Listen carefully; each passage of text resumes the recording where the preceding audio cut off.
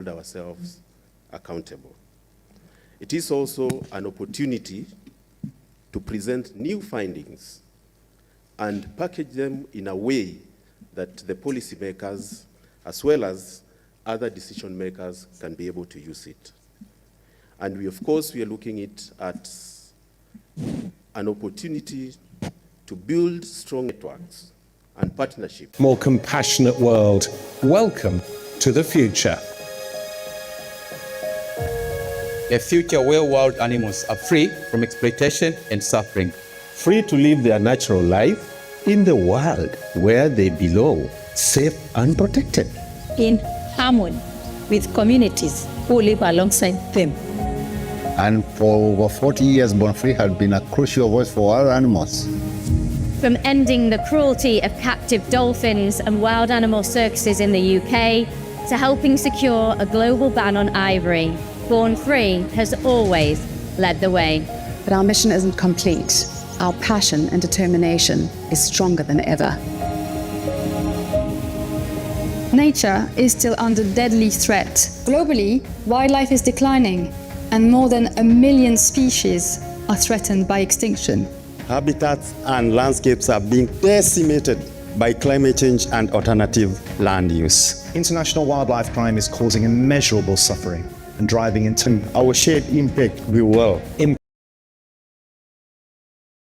enhance and enforce effective policies. Deliver wild animal rescue, care, protection, and conservation.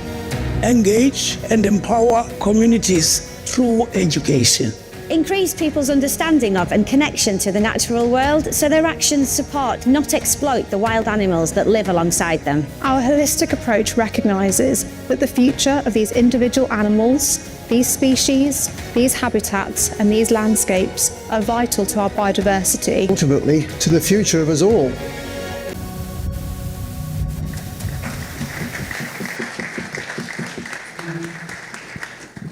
Asante sana to Dr. David Manoa from Born Free Foundation. I'd like to now call on Bwana Paul Gasheru from Nature Kenya, if he's in. I was with him in one of the breakouts. If not, I'd also now like to call on Bwana David Evers, the Director of Biodiversity Research Institute. Let's give him a hand as he comes to stage as one of the key sponsors. Great. Good morning in biodiversity. Yeah, I've been fortunate to work with other groups to develop a new program here in Kenya, in other countries in Africa as well, in Tanzania and Zambia, on soil carbon credits and developing carbon credits that can be sold on the open market. And for our work here in Kenya, and as a scientist, it's really important that we develop these carbon projects that have the full CCB, the Climate, Community, and Biodiversity certification process. And it's a very rigorous process as a scientist. It's like writing a manuscript and having many different reviewers go over and over your manuscript. And so we're in that process right now with our close partners, Soils for the Future Africa, and we're going through the same process in Tanzania with Soils for the Future Tanzania. The contributions that we're making right now are ongoing, and we're working very closely as researchers with WRTI through the MAT and PIC process. And through that process, as researchers, we're contributing to our best ability to contribute to research, conservation, and monitoring efforts. And so I do see a great future here through the carbon projects. We're getting close to our first issuance, and I think the contributions can also play a role with the migratory corridors. Our site in Kenya is in the Kajiado, southern Kajiado County area. And just looking at some of the maps, in Tanzania, it's the Longido and Monduli areas that we're working in as well. So some of these private areas, we work closely with the Maasai communities, and I think that sort of connectivity can help in a bigger way. And one more thing, just to mention that the biodiversity surveys that we're conducting right now are rigorous, they're comprehensive, in those baseline platforms that we're creating are potentially baseline platforms for developing biodiversity credits in the future. So with that, we do have a little video for you. It's a short clip. We're based in Portland, Maine in the US. So it's a very US-centric sort of video, but it gives you a flavor of our abilities as an organization. We have 80 staff. Most of us are field biologists, and we can bring that field biology here to Africa.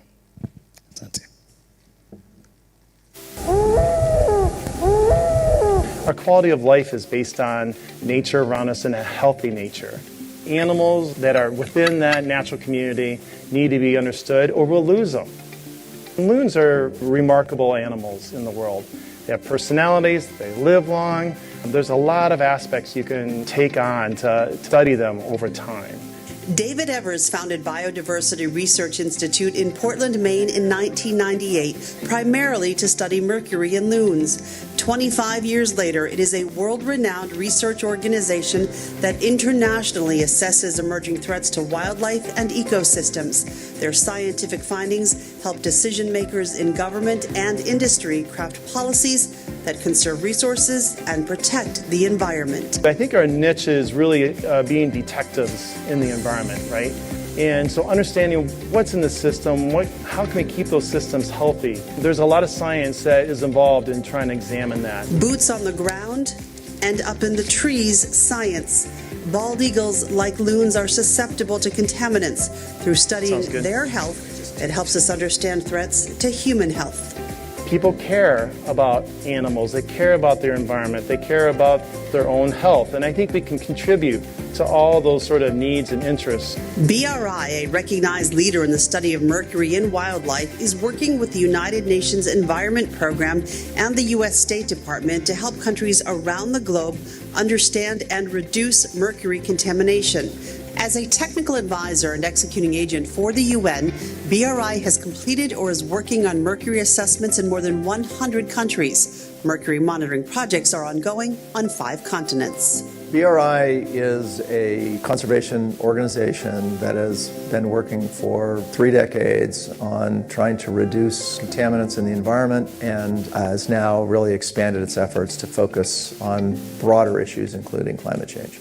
As part of that added focus on climate change, BRI and partners are developing carbon projects in grasslands and savannas in places like Africa, including improving carbon sequestration in the soil through grazing and fire management. It's extremely exciting to work with partners in Africa when you understand that they finally see the potential benefits that they could get out of these projects. BRI runs a migratory songbird banding station to monitor populations as they migrate.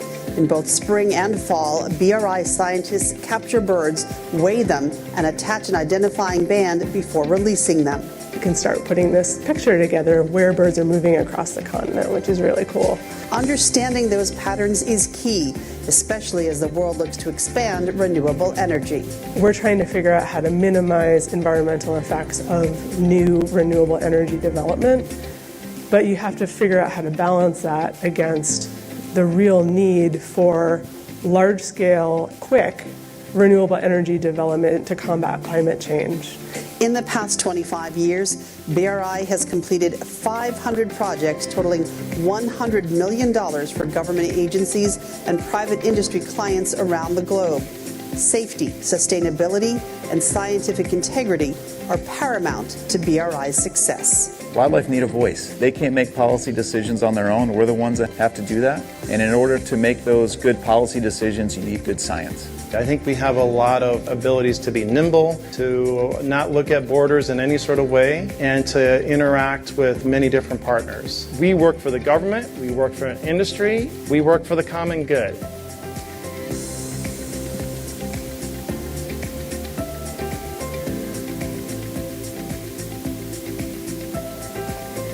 Asante Sana. Thank you. Thank you to the Biodiversity Research Institute.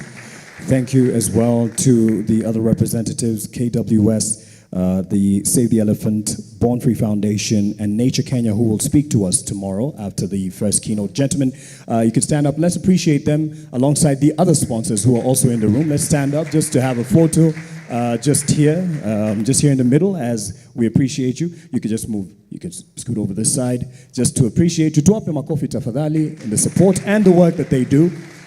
And now, as we segue into the tea break and the health break, we'll have tea. Thank you, gentlemen. I believe we have the clip there. Asante Sana Ian. And this is the order of the day. I think we need to kind of zoom into that. But you have the booklets handy. And I'd just like to communicate that. So tea will be served and is ready to be served where we had it yesterday, just next to the exhibition area. So for day 2, now we're getting into breakout sessions until lunchtime. Then we break for lunch. Then after lunch, we'll have the other parallel sessions. So here in Kiboko, because I have your attention, we'll be having leveraging science and combating illegal wildlife trade, starting at 11 a.m. So please be here prompt. The moderator for this session is ready, and the presentations, I believe, have been submitted. In Jasmine 1, breakout session 2, next to the swimming pool, it's going to be aquatic ecosystems conservation. And in Jasmine 2, the third breakout session will be sub-theme wildlife health, disease management, and genetics. And then you have the reference for the other sub-themes for the afternoon. And please refer to your booklet. It has it all indicated and with the timing. So this afternoon session after lunch will be at 2 and it'll end at 4:20. The excursion and chair with his wisdom has told me, young man, don't just tell people they can go to Hell's Gate. It might not be clear. I'm not saying go to hell. It's a national park, so it is an experience that you would have. So for those who are pretty religious, might have, feel some type of way, it's a national park, and the excursion will be facilitated in partnership with WRTI and KWS at a 30% discount. So just go to the KWS stand as you go have tea. Talk to Claudine. She will give you the details. Sign up.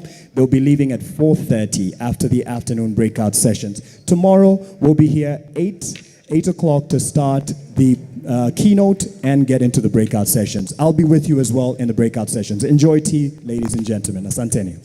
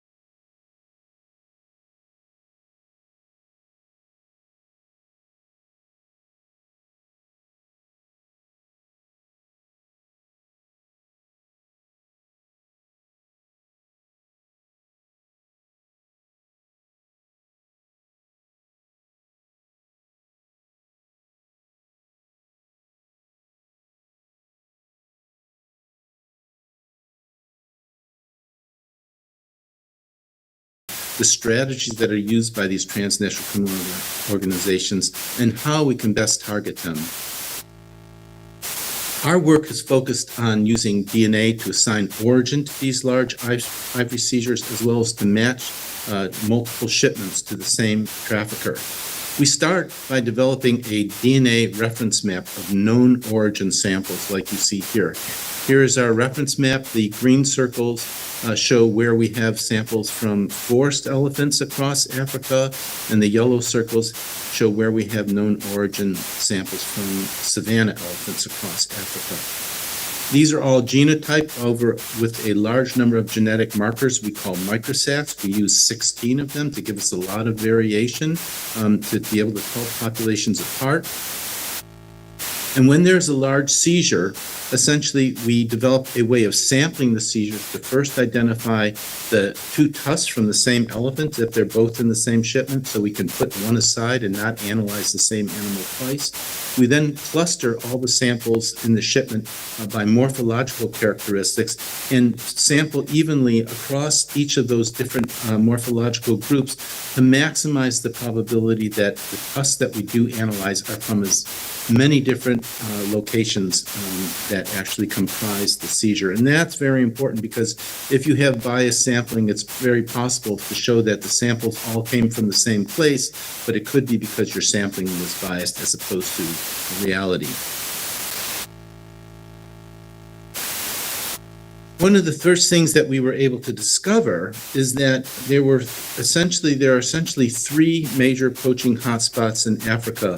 The largest one that you see here in orange is out of East Africa, and that begins in northern Mozambique, moving into central Tanzania, all the way up into southern Kenya, and they move slowly over time. Now, in the early days, much of that ivory was being exported out of Tanzania until it became clear that was an important hotspot, and then the ivory started to be moved in small amounts to Mombasa, Kenya for consolidation and maritime shipment.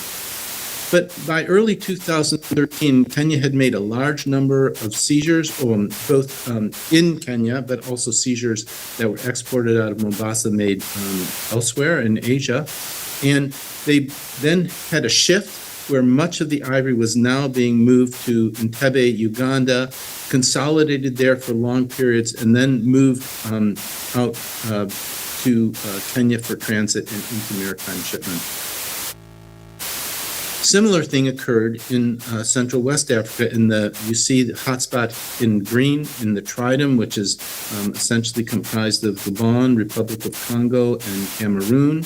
In the early stages of the shipments, they were mostly being moved out of Togo in West Africa, but then over time, by about 2013, 2014, the ivory started to be moved out of Nigeria and a little less in Cote d'Ivoire. In 2015, we identified a third hotspot in the Kavango-Zambezi Transfrontier Conservation Area, or the KAZA, seen here. This area has 230,000 of the remaining 415,000 elephants in Africa. So this is a very prized area for poachers to be harvesting and for transnational criminal organizations to be taking advantage of. Up till now, most of the ivory poached in the KAZA have been exported out of Kinshasa, DRC, or Luanda, Angola to a lesser degree.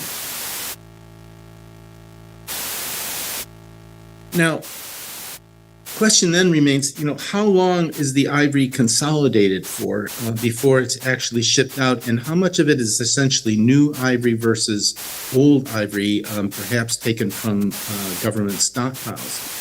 We use carbon-14 to determine that by sampling a large number of different seizures over time.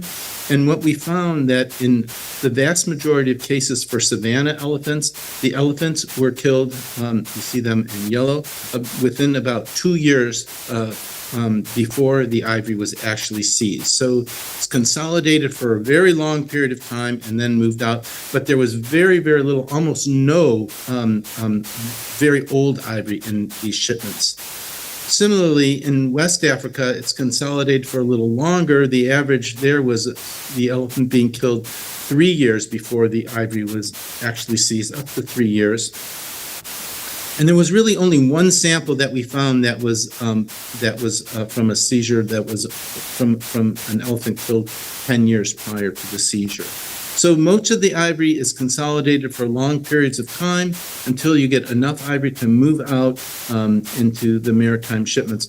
But there also have been some cases that we've been able to identify with carbon-14, as you'll see later on in the talk, that included ivory from government stockpiles that were over 30 years old. So this is a really important tool to be able to tell us whether this is new ivory or old ivory, because this determines the effectiveness of our seizure data in terms of informing law enforcement strategies. Now, while determining the origin of these samples is very important, we also want to know the connectivity between shipments, and essentially, how many shipments are individual TCOs responsible for moving, and how connected are these TCOs operating in different countries. To do this, we use DNA to match tusks from the same elephant or from close relatives being parent offspring or siblings, found in separate shipments. The idea is that if you have samples from the same elephant or close relatives in separate shipments, it's very likely that the same trafficker moved both shipments, especially if it occurs repeatedly. Now here's an example of how that works. This is a large seizure that was made in Malaysia. All of our seizures are identified this way. This is where it was seized. This is the month and year of the seizure and the weight, and then the port where it was consolidated for export. So in this case, this Malaysia seizure made in December 2012, weighing 6 tons, actually had ivory from both parts of Africa. 4 tons of ivory were coming out of East Africa. We're not sure where it was actually left from to get to Togo originally. It could have been Mombasa, could have been in Uganda. But eventually it got to Togo, where it was consolidated with ivory from the Tridom and exported out of Togo. Then, about 8 months later, there was a seizure of a warehouse in Togo that had 700 kilos of ivory in it, and it was thought at the time that the individual whose warehouse this belonged to was one who was consolidating ivory from the Tridom and moving it out of Togo. And sure enough, we found that one tusk in his warehouse was an exact match to a tusk in this larger seizure made 8 months earlier, suggesting that at least that some of the tusks in his warehouse were actually added to the shipment prior to its export. But then authorities were monitoring the ports, and 5 months later, they found two containers that with a total of 4 tons of ivory. Almost all the ivory came out of the Tridom, but there were 2 tusks that were from East Africa that had an exact match to 2 East African tusks in this larger Malaysia seizure, suggesting perhaps that this shipper here was very, very important in packing the entire shipment. He probably saw 2 tusks that were very large from Savannah elephants, took them out, but then once we had 2 more seizures, this one in Malaysia out of Togo and this other seizure in Togo, they were starting to move a lot of their ivory out, which is very typical to essentially get rid of evidence, and they added back these 2 tusks and were caught. But not only were there 2 tusks with exact matches to East Africa, there were also a large number of tusks of familial matches, tusks from parent offspring, close and siblings between these 2 shipments, making a very, very strong connection. So this is an example of how this works. But when you pull together all of the data that we have, these are all the connections across Africa that we see. And this is the area that I just referred you to, where that Malaysia seizure, where you had lots of connections. And on this slide, again, all the samples are labeled the same way: country of seizure, month, year of the seizure, the weight of the seizure, and then the country of export, the T being for Togo here.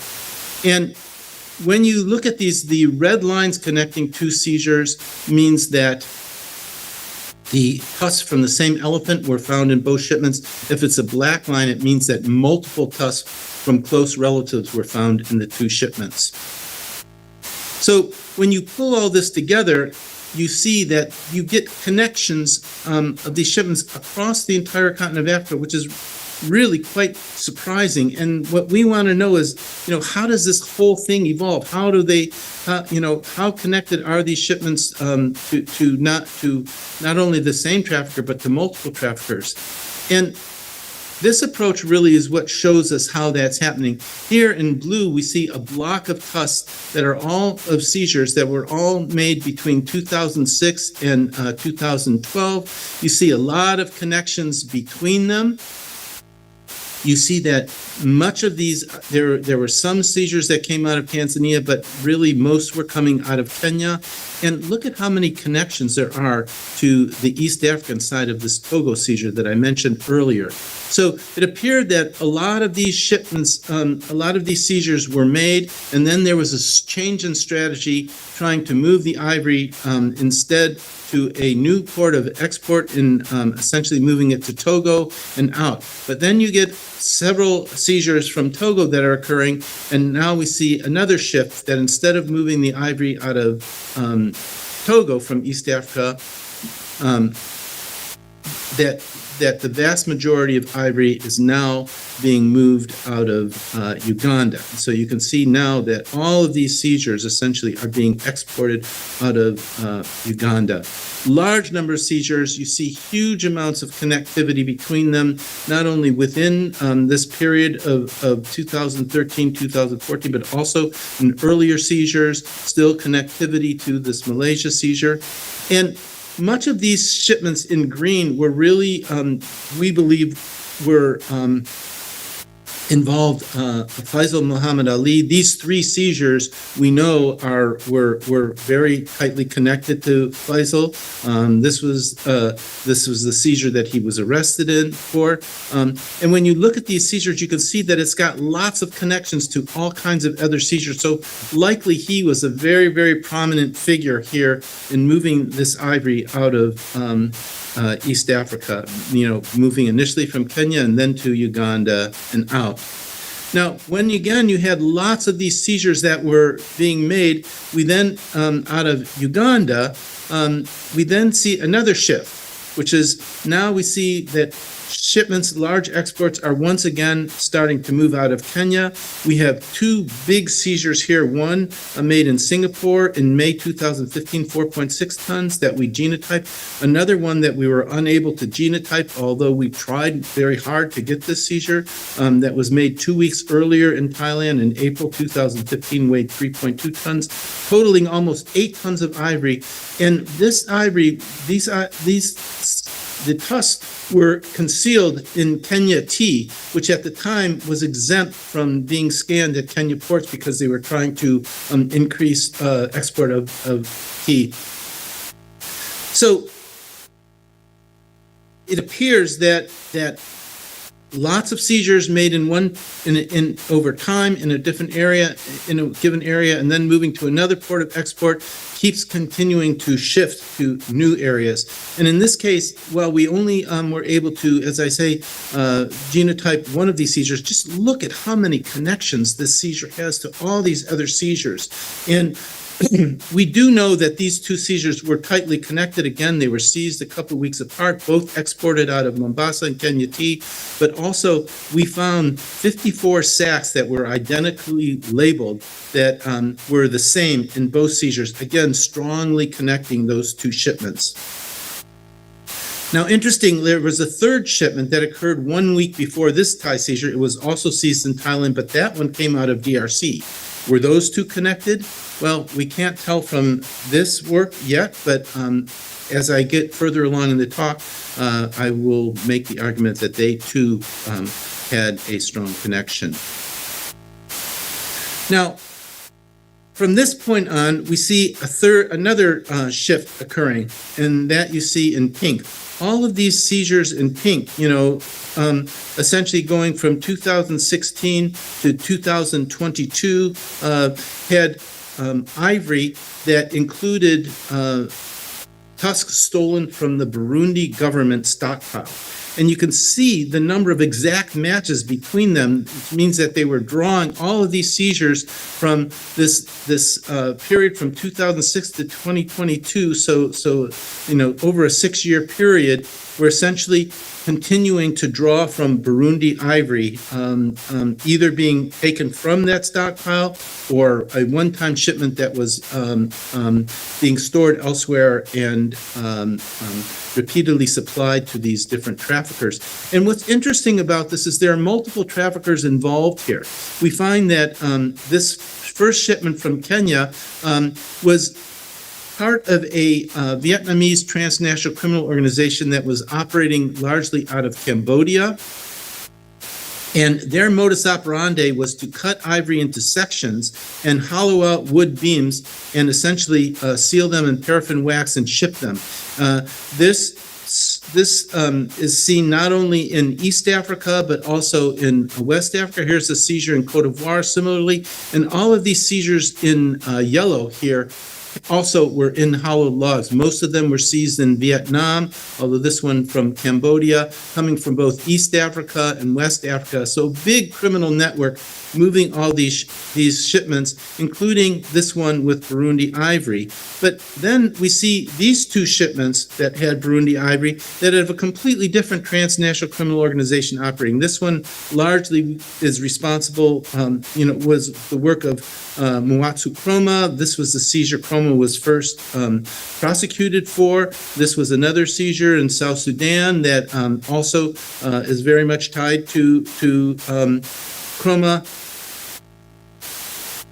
He was arrested, but he got out on bail. But then in 2019, he was eventually extradited to the U.S. And also early in 2019, we see another seizure out of Uganda that also had Burundi ivory. But look at how many different shipments this seizure is connected to. So Burundi ivory with at least 2, maybe 3 different traffickers, but still over time, we see these huge numbers of connections continuing on over time. Now, when we move to the other side of Africa, to ivory being moved out of West Africa, again, after these Togo seizures, now you can see that all the ivory is being moved largely out of Nigeria. This seizure from that criminal network that was moving ivory in hollow logs also has exact matches to a 3.3-ton seizure made in Singapore in March 2018, which has connections to all kinds of other seizures coming out of Hong Kong, 7 tons, 2 tons, 2 tons, as well as connecting back to these earlier shipments from Togo. So again, when there are lots of seizures that get caught, they change their modus operandi, but the connections between them continue even when it appears that different traffickers are involved and spanning, almost, over a decade. Then finally, around 2015, we see a new set of seizures coming out of the CASA, the Kavango-Zambezi Transfrontier Conservation Area. This is a 9-ton seizure made in Singapore in July 2019, exported from DRC. All these other seizures from DRC, except for this one from Angola, showing familial matches to this same shipment. But interestingly, this shipment out of DRC from Casa Ivory also concluded tusks that had familial matches to several other seizures in East Africa. So it's almost as though the traffickers in East Africa were expanding operations into the Casa to take advantage of the large number of elephants there. And it may be that traffickers in West Africa were doing the same. This seizure here in Cote d'Ivoire was paid for by the same trafficker that moved this seizure here, this 9-ton seizure out of Vietnam, seized in Vietnam, that was moved out of DRC. Now, while this was very valuable, all of this information and making these connections, one of the things that we noticed when we were sampling the ivory is that large number of these shipments have handwriting on them, and we believe these are signatures written by the middlemen that are moving ivory from the source of the poaching to the ports of export, and that they put their initials on these tusks to essentially make sure that they get paid, because these large shipments tend to be sold on consignment. So they want to make sure they get paid when that happens. We formed a partnership with Microsoft AI for Good that allowed us to eventually extract these signatures and see if they match between seizures. And just to give you an idea of the volume, we collected 6,000 images from 6 different large seizures, and it included 17,000 signatures across them. And when we went and tried to see how many of these connections that we had from DNA were also matched by the handwriting on these tests, again realizing that's just from 6 seizures, we found that it formed a lot. We were able to uncover even more connectivity. These 2 seizures that I mentioned out of Thailand shared signatures. We see signatures shared between the Singapore seizure and Uganda, and even including 3-way signatures between the Singapore seizure out of Kaza, this seizure in Uganda, and this other seizure made in Thailand. Again, showing strong connectivity, as well as a 3-way signature between signatures between this big Singapore seizure and DRC and Thailand. So all in all, when you pull all these tools together, you can see a tremendous amount of connectivity across these seizures over time. And this really is important because it also, while we've been doing this for just ivory, it also applies to other types of species. Right now, we know that 25% of all penguin scales are exported in shipments commingled with ivory. It's as though the penguin exporters have relied on the skills of these ivory traffickers to move their ivory.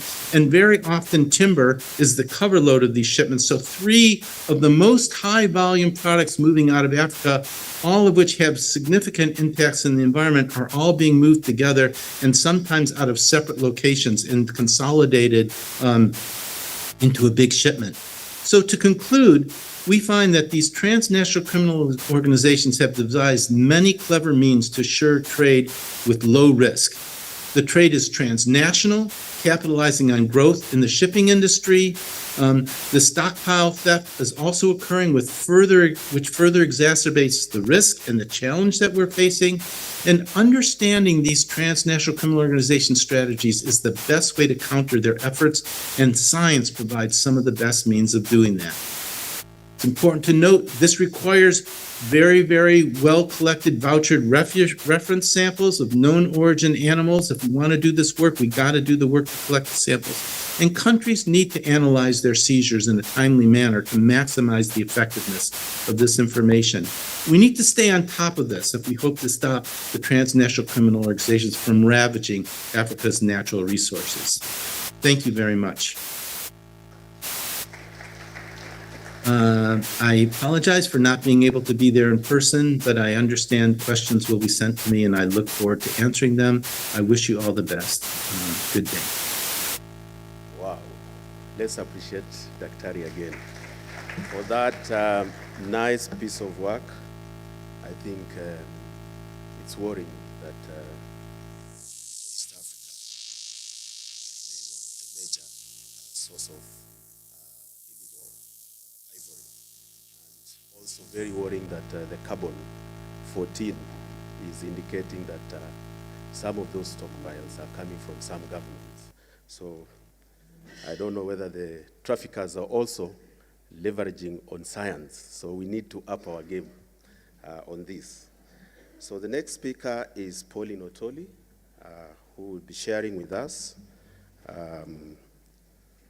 understanding the local perception of primate hunting for consumptive and trade in Tana River. Is it recorded? Again, that is a recorded presentation, so we will also listen. For Dr. Sam, I want to request that you write your questions and hand over to the technical team here, and you can keep in touch with Daktari for further discussions. Let's have the presentation. Okay. Maybe as the technical team prepares, probably we can have.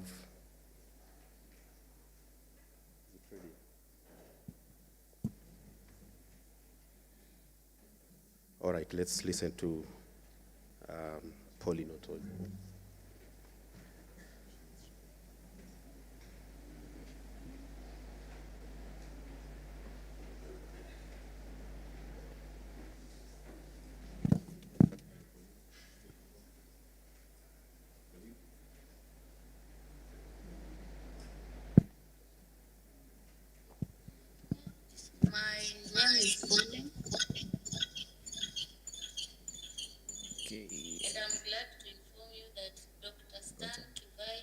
you there. I wasn't able to come physically, but I urge you to listen to my recorded presentation. Then any question can be posted to him or I, because I'm online. Thank you.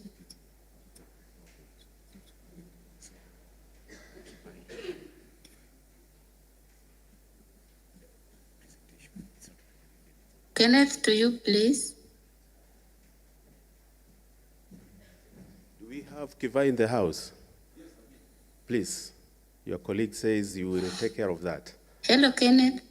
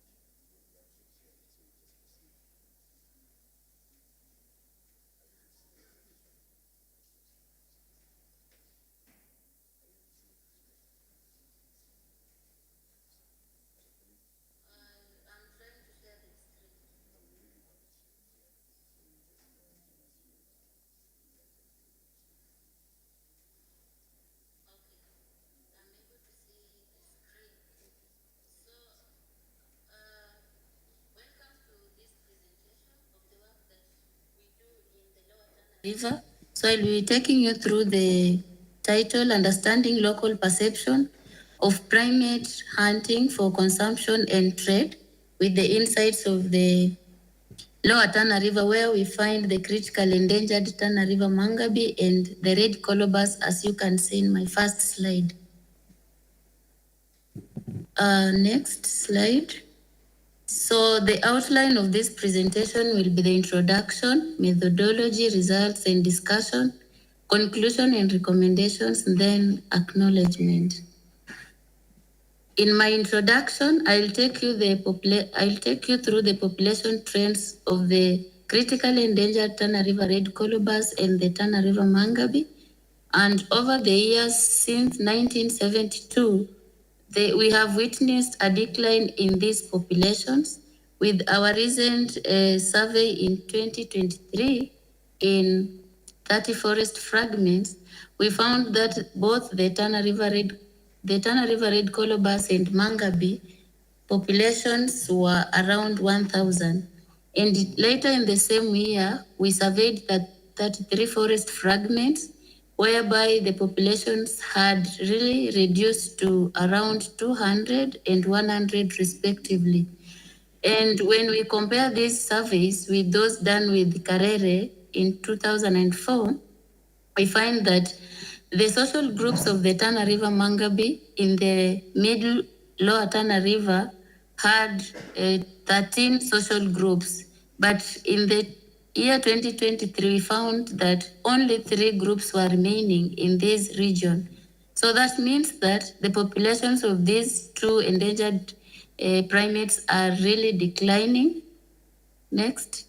And we might want to know what is causing this decline in population or extinction, as they are listed in the IUCN Red List as critically endangered.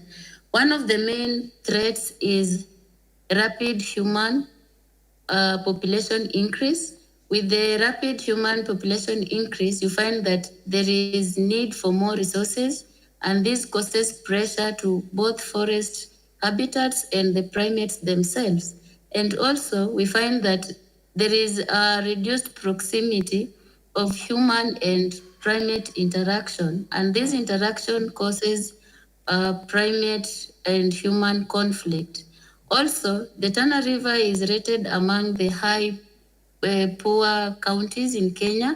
With the high poverty indices, we find that these local communities resort to habitats and primates for their livelihoods. We also have habitat degradation, fragmentation and loss. With the increase in population, human population, humans will want to farm more, will want to settle, and that makes habitats to reduce. We also have poor scientific and public awareness on the conservation of these primates. And lastly, we have infrastructural development, with a good example being the construction of the High Falls Grand Dam up in the Tana River. When this dam will be over, it means that the water levels in the Tana River will be reducing, and this Tana River is dependent upon by the local community and the gallery forest. So it means the forest will have a high dieback, and the primates will lack a habitat to live in. In the next slide, I'll be talking about the emerging threats. During the surveys, we noticed that we have emerging threats such as construction of traps, simply to trap the terrestrial animals. And when we asked the local guides, they said that these traps are used to trap especially the Tana River mangabe and the yellow baboons that are mostly terrestrial. Another threat we found was the invasion of the Prosopis juliflora, locally known as madenge. When you view the vegetation cover of these forests, you'll find that the forest cover has increased, but in real sense, it's madenge and not the native species that can be dependable by the primates.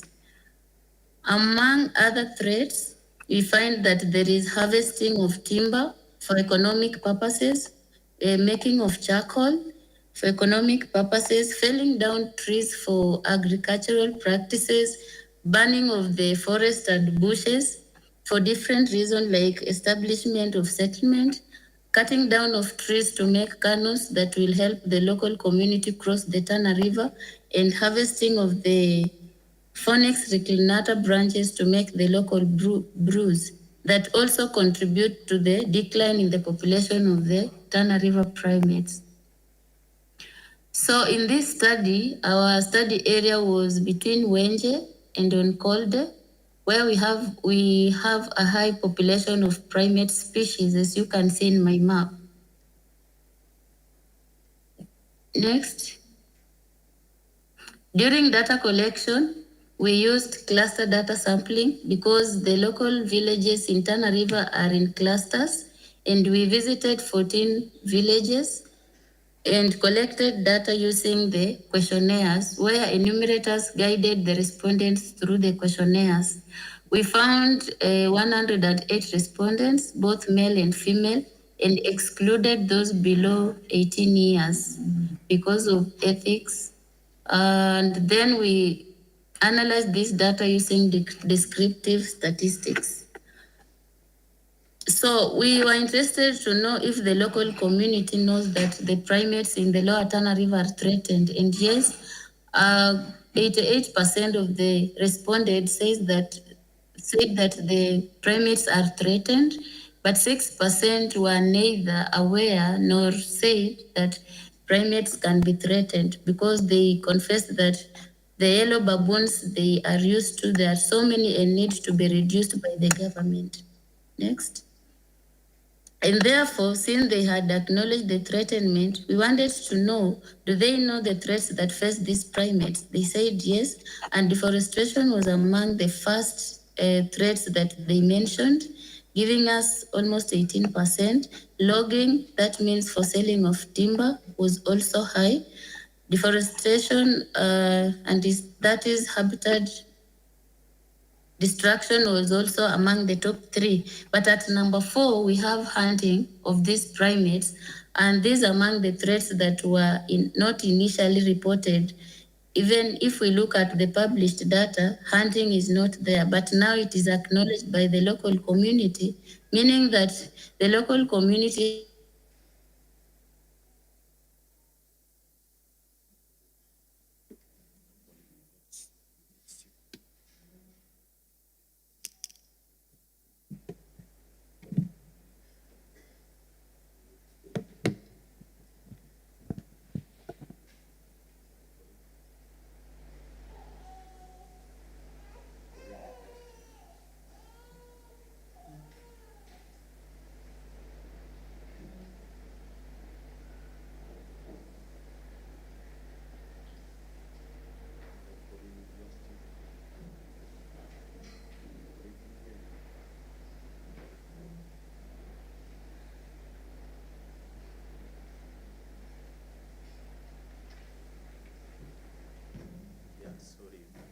Very unfortunate that we have lost Pauline online. I don't know, would you want to? Yes, please.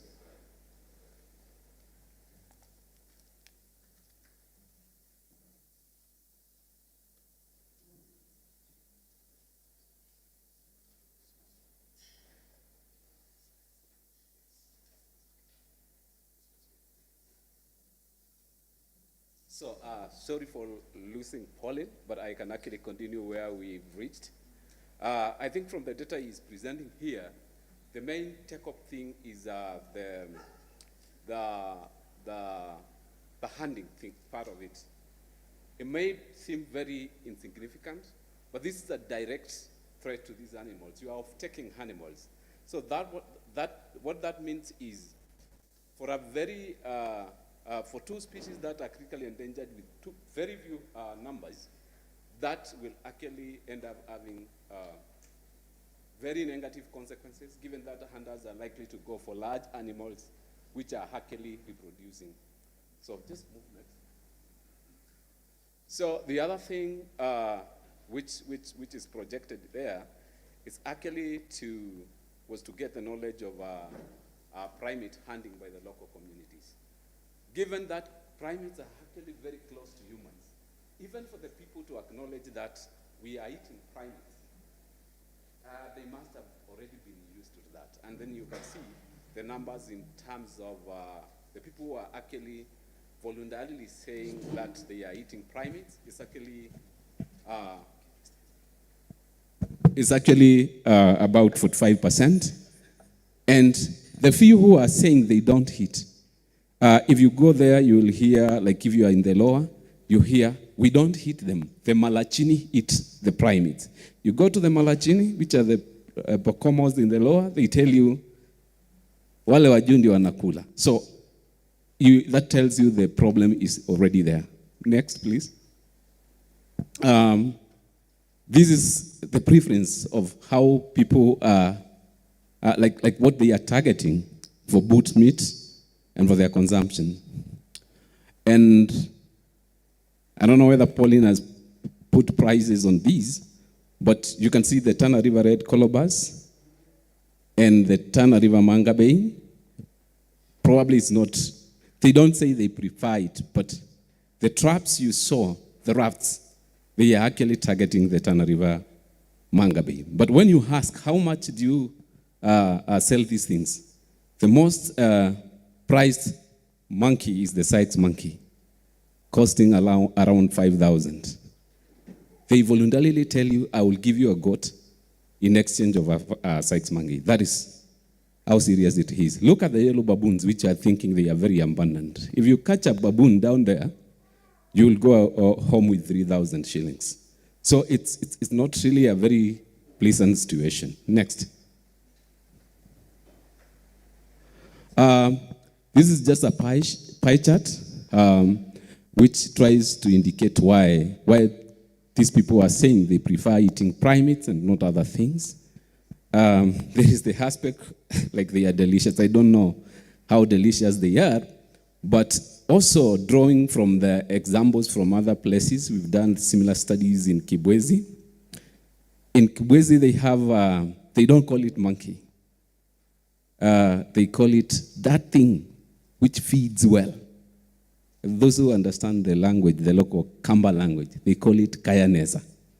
So Kayaneza means something that takes good care of itself, and probably it's another way of baptizing it for it to be consumed. The same stories they have in Tana. It's very tender, the Sykes monkey.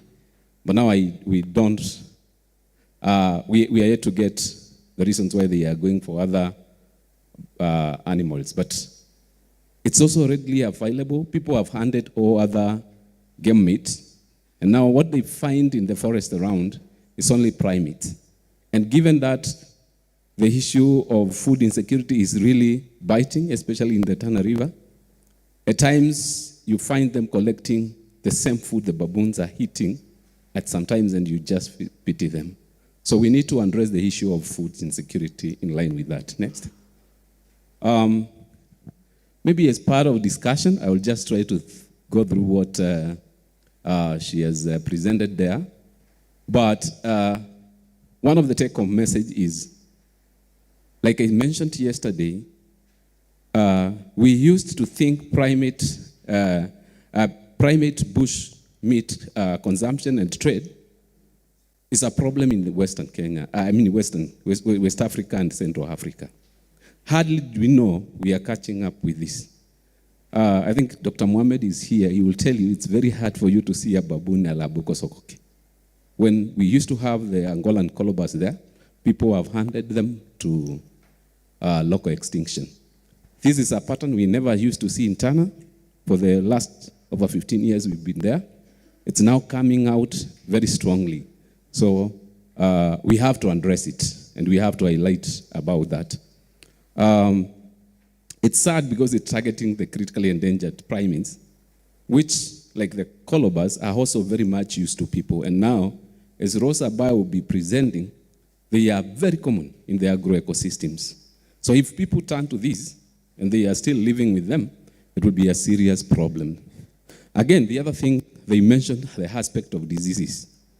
These are zoonotic diseases. Primates being very close to humans, we don't know, with the experience of corona, what is likely to come out of this. So we also need to address the issue. Thank God we have also started a One Health project down there, and we are going to screen them and see what is there that can erupt and cause health risk to people. The other thing, like I've mentioned, with this direct threat, with species that have less than 1,000 mature reproducing individuals, that offtake is not really a good thing, and we have to see how we can do it. And the sad story about things like the red colobus, we have none in captivity, and they proved not to thrive in captivity. So if we lose the wild population, then I don't know what we are going to do, because the species cannot be bred under controlled kind of environment. So thank you, Kivai. I think that is the whole, that's what probably she really wanted to say. So in conclusion, I think I've mentioned all those things, but above all, one of the things we want to do is to look for alternative solutions to food insecurity in this particular area. We are promoting ecotourism, and we need to come up with other nature-based solutions to address this problem, and also educate the community on matters of public health and the importance of conserving these two species. Thank you very much. Yeah. Let's appreciate Pauline and Kivai. The issue of food security and changing culture, quite unbelievable that things are changing and people are resorting to go for different diet. As we welcome now Lection Kenana to come and share with us his study on the interaction between predictors and study area features in elephant poaching in hotspot areas.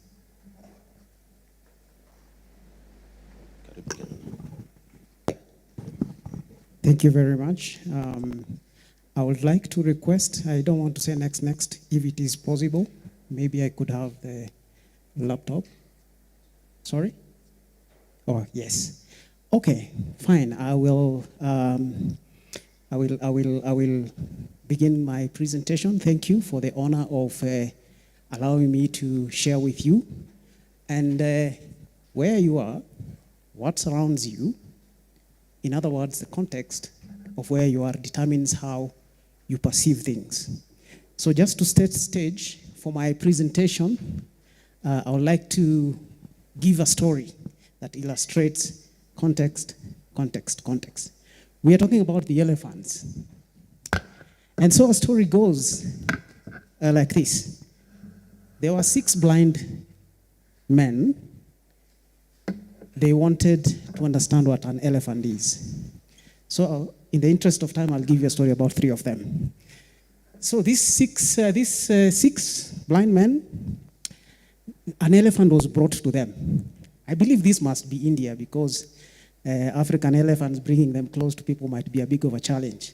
So the first blind man felt the elephant, came, touched the elephant, and the place of the elephant that he touched was the feet.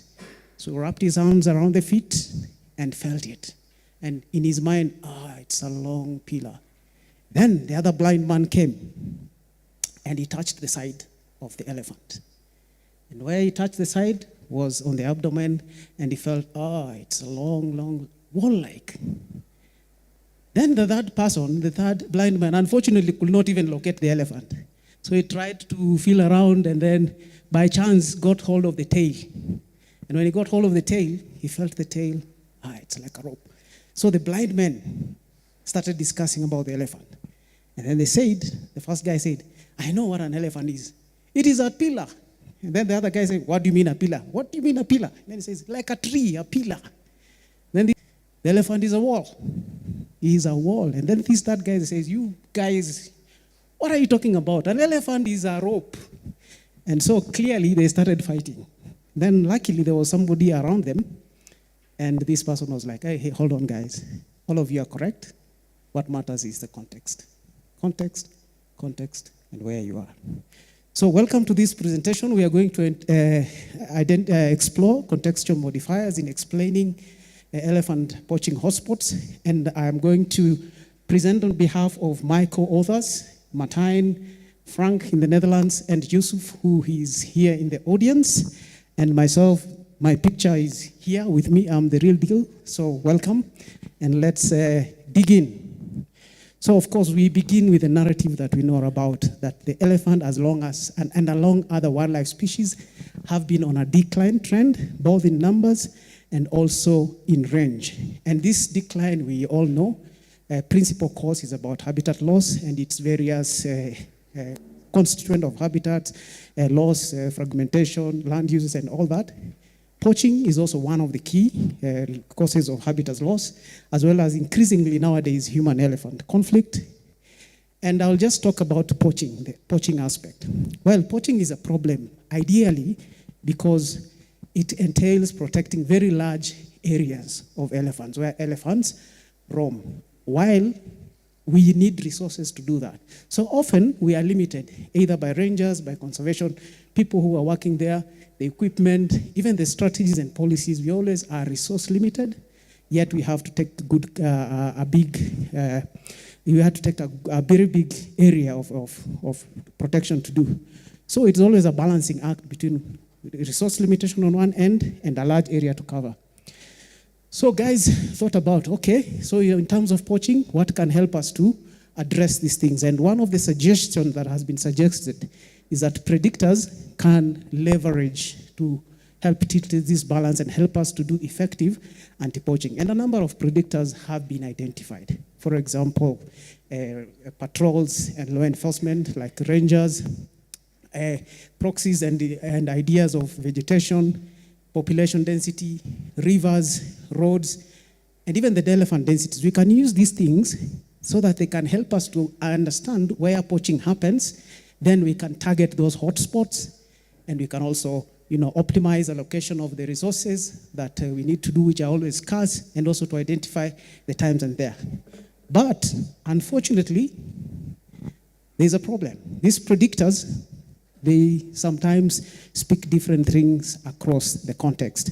A single predictor might be giving different information depending on where it is. Just to give you an example, for example, in Savos, they did studies on the wet water holes and how it was associated with a proxy of poaching, which are the illegally killed elephants, and they found that there was a negative association. Yet for the same kind of a predictor, in Ruanga, there was a positive association. Likewise, season, sometimes we also say, okay, when do poaching occurs, which season and things like that, was also found to be quite different in the different areas that you are. In Slu, the carcasses were associated with the wet season, and in Savo, they were associated with the dry season. Elevation has also been one of the things that has been looked at, and in Ruvuma, there are more carcasses in the higher grounds, and while in Savo, there were more on the low. So you can clearly see that there are quite differences in the context. It depends with where we are. So this is where we our aim was now to try and understand how does this context influence, and we can't study everywhere. We need to apply knowledge and lessons from one area to another. So our our aim then was to look at predictors commonly used. We selected about 6 predictors that are commonly used, and these are like distance from ranger bases, distance from the roads, human population density, NDVI, elephant density. And we now looked at aspects of the context, and we looked at some of the context things, like for example the area size, the land tenure, and the ecoclimatic classification. And we wanted to find how this context interferes with the predictors, and so to find out whether there is interactions or there is no interaction, whether indeed it matters where you are, or the predictors will always be in the same way. So in terms of our methods, we studied Kenya. Kenya provided a very good area to do our studies because it provided all this what we needed. Kenya is classified as about 7 ecoclimatic zones, which are also called agroeclimatic zones. And for simplicity of analysis, we divided them into 3: the humid, semi-arid, and hyper-arid. In terms of the areas also, we grouped our study units into large, small, and medium. And in terms of the land tenure, we looked at state-managed protected areas, the other areas that are also protected, not under state, like conservancies, private ranches, and whatevers, and also non-protected areas. And so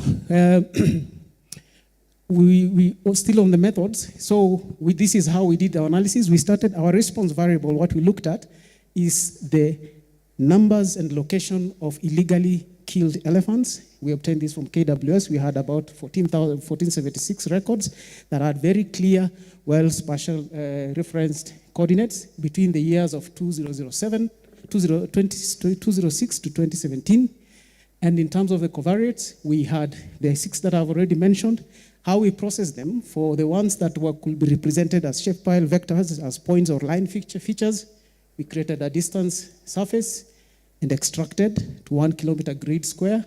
For the NDVIs, of course, we downloaded, stitched, and calculated the averages. And for the elephants, we interpolated to every square kilometers of where we were looking at through ordinary kriging. And then we subjected this into a zero inflated model. Because we were looking at every square kilometer, we had a lot of zeros. So our data had a lot of zeros. We had to look for something that could work, and it was also over-dispersed. So we used a zero inflated negative binomial model that allows you to model using a count part and a zero part. But basically, we had interaction models, 18 of them, and models without interaction terms. And then we used a log likelihood ratio to determine which methods fitted better to the data. So what were the results? Overall, the models that had interaction terms fitted the data better than those that did not. And we visualized this just by this plot. It gives you, it's an overwhelming plot of the different models that we had. The thing to notice about here, what we're interested in, that you can just look at a snapshot, is whether the lines are crossing or they're not crossing. If they're crossing, it shows a lot of interactions. If not, they are non-interacting. And so what we found out is that there was a lot of interactions, but there was no consistent pattern that emerged from this. Now, I will just not explain all the 18 of them. I'll just explain one, because the rest are just the same. So for example, if you look at the land tenure and the association of carcasses of poached elephants and human density, this is the story we found. We found that there were interactions. It mattered really where you are and where you are talking about for the same predictor. For example, in protected areas, we found a moderate positive association, but this is a little bit counterintuitive. And the reason is that we normally expect that people and elephants, the more people you have, the fewer elephants you have, leading to fewer carcasses. But that's not the story that we saw here. And the reasons why we say like that, of course, has been studied elsewhere. And it mainly is because of displacing by people, or sometimes if you have people who are pro-conservation, for example, they would increase more effectiveness and then the lower the poaching. However, in our case, this slight moderate increase we think is because of where we just normally deploy people, because we deploy people like our resources to where the elephants are in the first place. And where the elephants are, there's also elevated poaching risk. So we think that that association is because of that. However, if you look at the non-protected areas, this is straightforward, it's very clear, it's expected. We expect that there is negative interaction, which is mediated through habitat loss. And in the conservancies, it's similar to the protected areas, only that we have more people here and more elephants. So the effect, again, we see it that way. Now, I said that I'll not explain this one in the interest of time because it's the same story for others. And I'll just quickly jump into the conclusions. So then, what we saw is that predictors of elephants poaching vary widely, both in direction and magnitude, across contexts, limiting how well you can apply the study broadly. Then, to be able to apply insights beyond, as I said, it's not possible to study everywhere. Yet we need to get information from, we need to use science to apply to conservation. So it's not easily to study everywhere. So we say that what we need more of generalized rather than very specific understanding of these different systems. And we think that that is important. And that's why we finally concluded by saying that we need more to understand more about interactions, even though they are computationally very demanding, and there's a lot of nuances in it, but it's essential for building a deeper understanding of the characteristics of poaching hotspots. And I would like to end by thanking and acknowledging the Kenya Wildlife Service, where I work, and Wageningen University, Van Hall, and Dr. Yusuf, and thank you very much.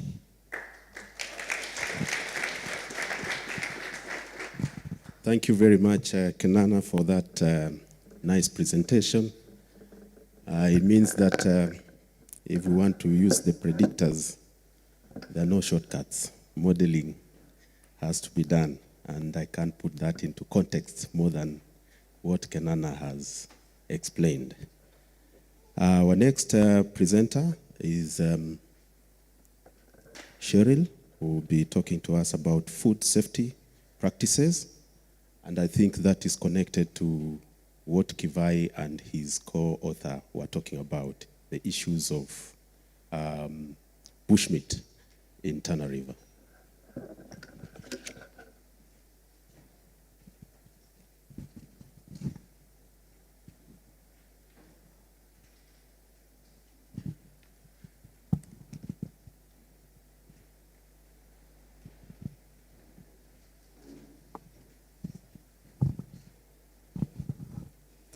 Good afternoon, everyone. I'm Cheryl Phyllis Masudi. I'm going to take you through our food safety presentation, and I'm going to talk about wild meat in the city, the health risk and the implications. I'm a graduate fellow at the International Livestock Research Institute.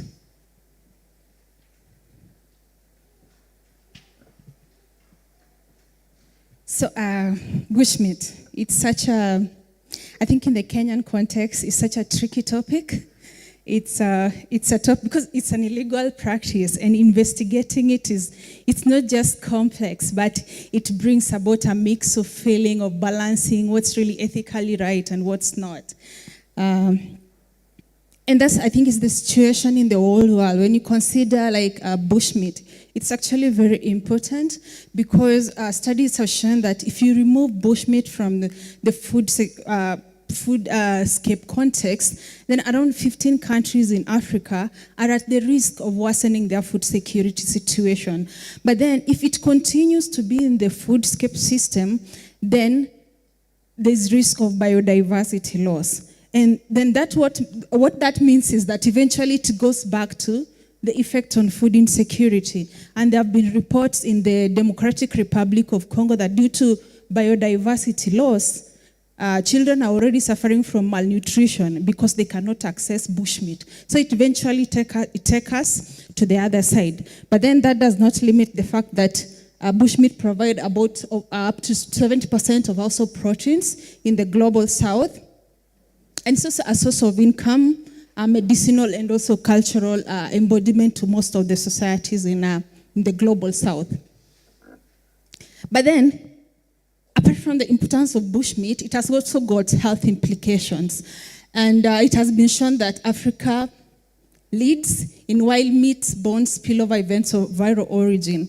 The reason I've put that in quote is because that's what has been the focus. Like when there is Ebola, it just blows out of proportion. When there is Crimean Congo fever, it just blows out of proportion. But then when there is anthrax, people rarely, rarely reach the media and all that. So it gives a perception that we lead in viral disease outbreaks. But when you look at it, when you look at data, that's really not the case. And most of the diseases that we're suffering from with regards to bushmeat value chains are actually neglected diseases like brucellosis and all that. Also, another impact of bushmeat value chains or wild meat value chains is the biodiversity loss, because the animals that are being consumed range from like the least worrying ones to like moderately threatened and to the most threatened animals that people are targeting for wild meat. So you find that a bushmeat value chains it encompasses a lot of trade-offs that needs to be considered while addressing it. It has a food security component, it has a public health component, and it also has a biodiversity and conservation component that needs to be looked at while tackling it. But then what are the gaps that exist regarding studies and research along the bushmeat value chains? So far, the studies on bushmeat value chains have been on biodiversity loss, conservation. And recently, have they ever addressed health risks? Only until recently, that's when it has started. But then it still has got no focus on urban centers that are creating demand for bushmeat, like the elite and the affluent people who have money that can purchase bushmeat. But then that might not be the case for all countries. And also it has less focus on countries where the value chain is considered illegal, because then how do you investigate an illegal value chain? So you find that with all these gaps, spillovers along wild meat value chains, illegal or not, can easily go unnoticed. Disease outbreaks along those value chains can easily go unnoticed and cause like a very huge outbreaks. And that's why we felt there was a need that we study the illegal bushmeat value chain in the Nairobi metropolitan area. That's just a picture that's showing what would happen if there's a disease outbreak in Nairobi. Because of the air traffic in Nairobi, if they say Ebola or Rift Valley fever or any other disease that's very contagious, then it can easily travel all over the world. And there's a need to focus on poaching hotspots if you want to be prepared for any pandemic that might come up, just like the COVID-19. So our main research objective was to estimate probabilities for human exposure to public health risks associated with wild meat trade and consumption. And we broke that into 3 specific objectives. First of all, we wanted to map the illegal wild meat value chain to know what's the structure, who is involved, what animals are targeted and all that. Secondly, we wanted to know what are the actors that are involved, the people that are involved, what are their knowledge levels and attitudes and practices with regards to food safety risks and practices. And then we also wanted to isolate and identify infectious pathogens or disease-causing organisms that are present in this meat, and also just do a risk assessment to see what's the likelihood of people getting sick from interacting or consuming wild meat. So our first paper has been published on PLOS Wine, and it involved mapping the value chain and reporting on the risks. And our study area was the Nairobi metropolitan area that was gazetted in 2013. So this is Kiambu, Murang'a, Kajiado, Machakos, and Nairobi. But we focused on 3, Nairobi, Kajiado, and Machakos, because these are wildlife corridor where people are coexisting with the wild animals, and poaching for the sake of meat and commercial gains have been reported. We had to use a special questioning technique to address our study. That's studies involving sensitive or illegal topic. So you find that generally in such a topic, you can't just go ahead and start asking questions. You have to use indirect questioning or other alternatives to ensure that you get effective data that you can rely on when reporting. But then another thing, you find that previous studies have shown that wild meat in Kenya, especially for commercial purposes, is sold as livestock meat. So doing a review on food safety practices along the livestock meat value chains was also important to give us data, insights on how this value chain operates. So we also did a literature review, and also key informant interviews. So these are some of the results. We had 113 respondents. We had the highest number was from Kajiado, and followed by Machakos, and then we had very few people from Nairobi.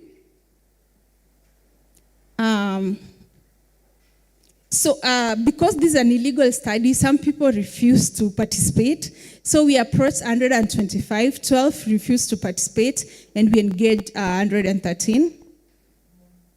Amongst these, most of them were males, and only a few were females, and sometimes I make a joke that something must kill a man, because this is an illegal activity, and they are the majority here, but then I could be wrong, and females were a few. But then culturally, some people said that women are considered as a weak person, and this is something that requires strength, so they're not allowed to participate in it. So there are a lot of cultural views around that.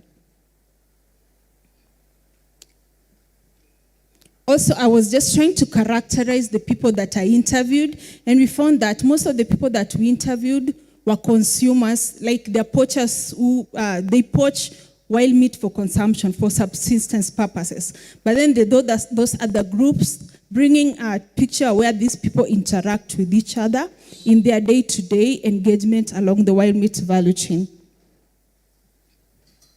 And just a little bit on the value chain, it showed us a picture of a local value chain where people harvest wild meat for subsistence purposes, but it also gave us what we called a distant commercial value chain where there is intricate and a clandestine harvesting and sale of wild meat for profit purposes. And as such, that meat targets markets along the Nairobi-Mombasa highway and the Bama and the city market. That's where like the final destination of such meat.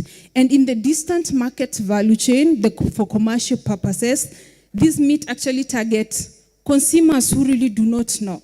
Like you go to buy mutton or you go to buy beef, but it's probably you're getting buffalo meat or zebra meat or giraffe meat. You're not getting your mutton or your beef. So that's what the distant value chain entail. But the subsistence one, it involved people selling bush meat on foot from door to door, and people intentionally buying this meat. They know that they are buying this meat.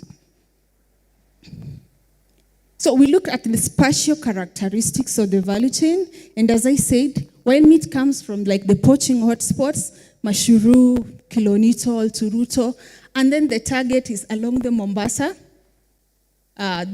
Road.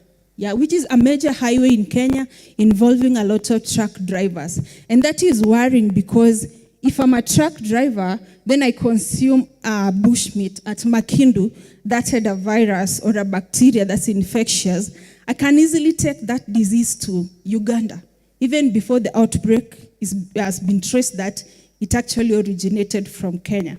So this is something like the fact that destination of the commercial value chain is along the Mombasa highway should really be taken into consideration by policymakers. The temporal characteristic, this is a common situation in Kenya. Sometimes it's very green, but then sometimes the grass turns white. And at that point, it's not only the humans that are in trouble with food security issues, but also the animals. Just that humans now turn to these animals for their food.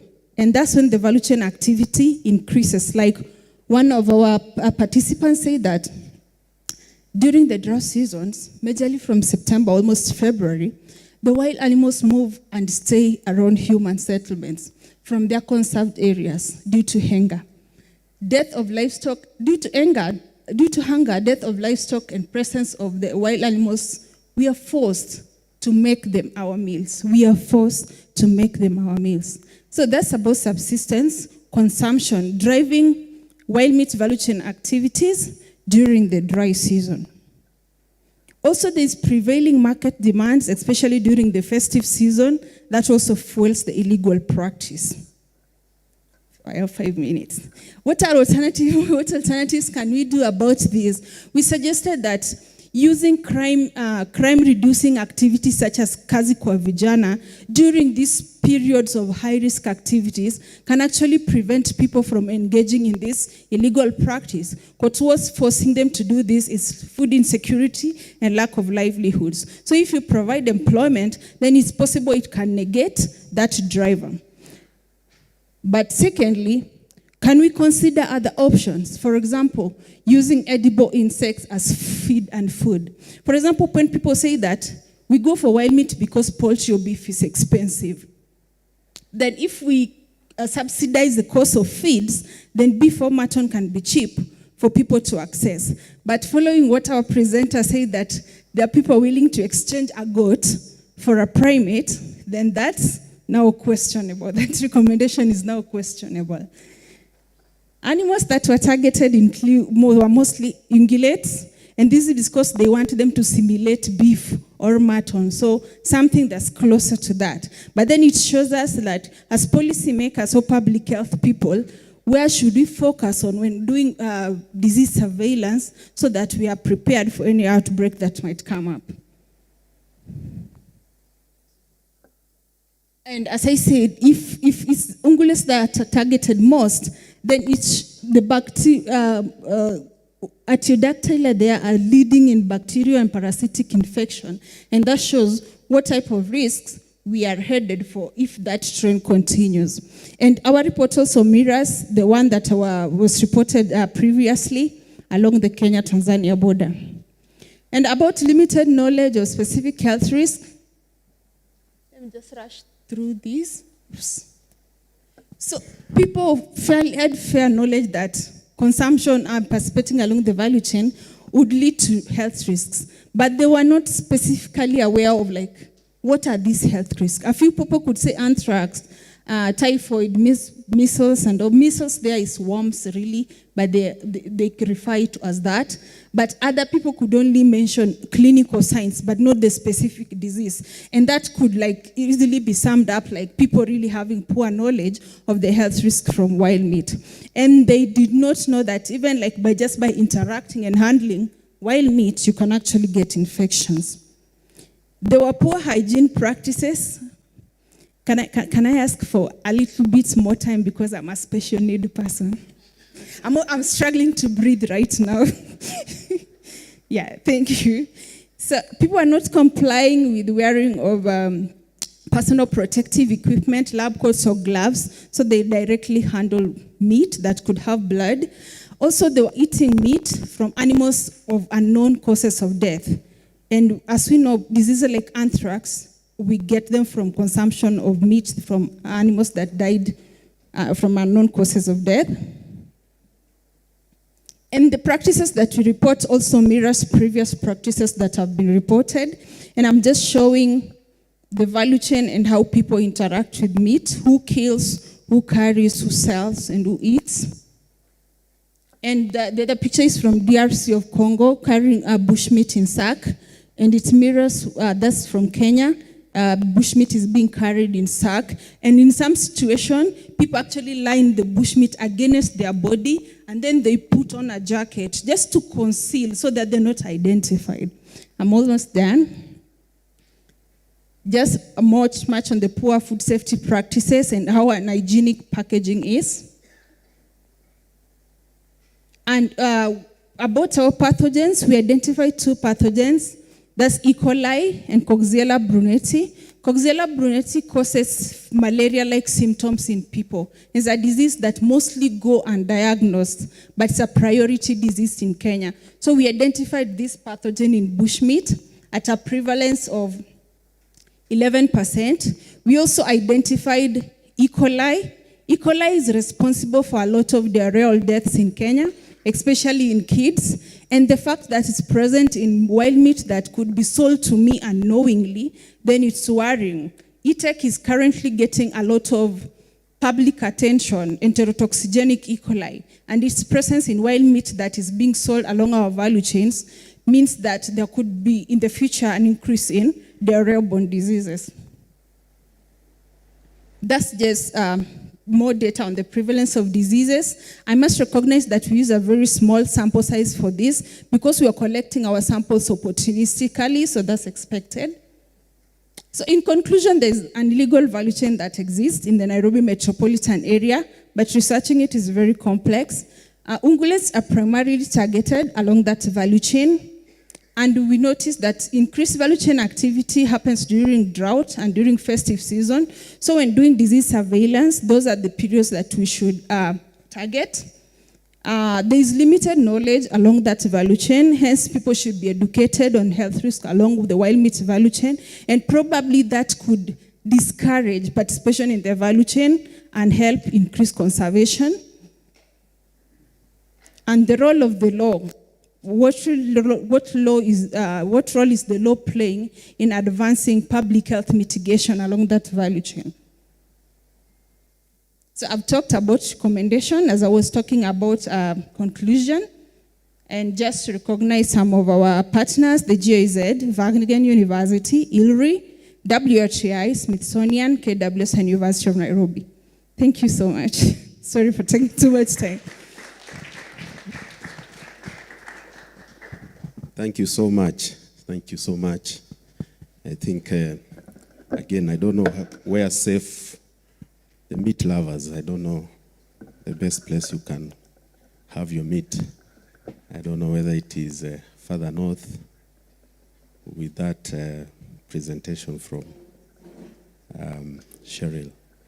It means that we are not yet out of the hood. The dangers are all over. Again, an issue of food insecurity and the threats to wildlife species. So next is Stratton, who has 2 presentations. One is looking at the taxonomy and conservation of the G. Congolian large mammals in Kenya Highlands, and then it will be followed by African overlooked top predator. So, welcome.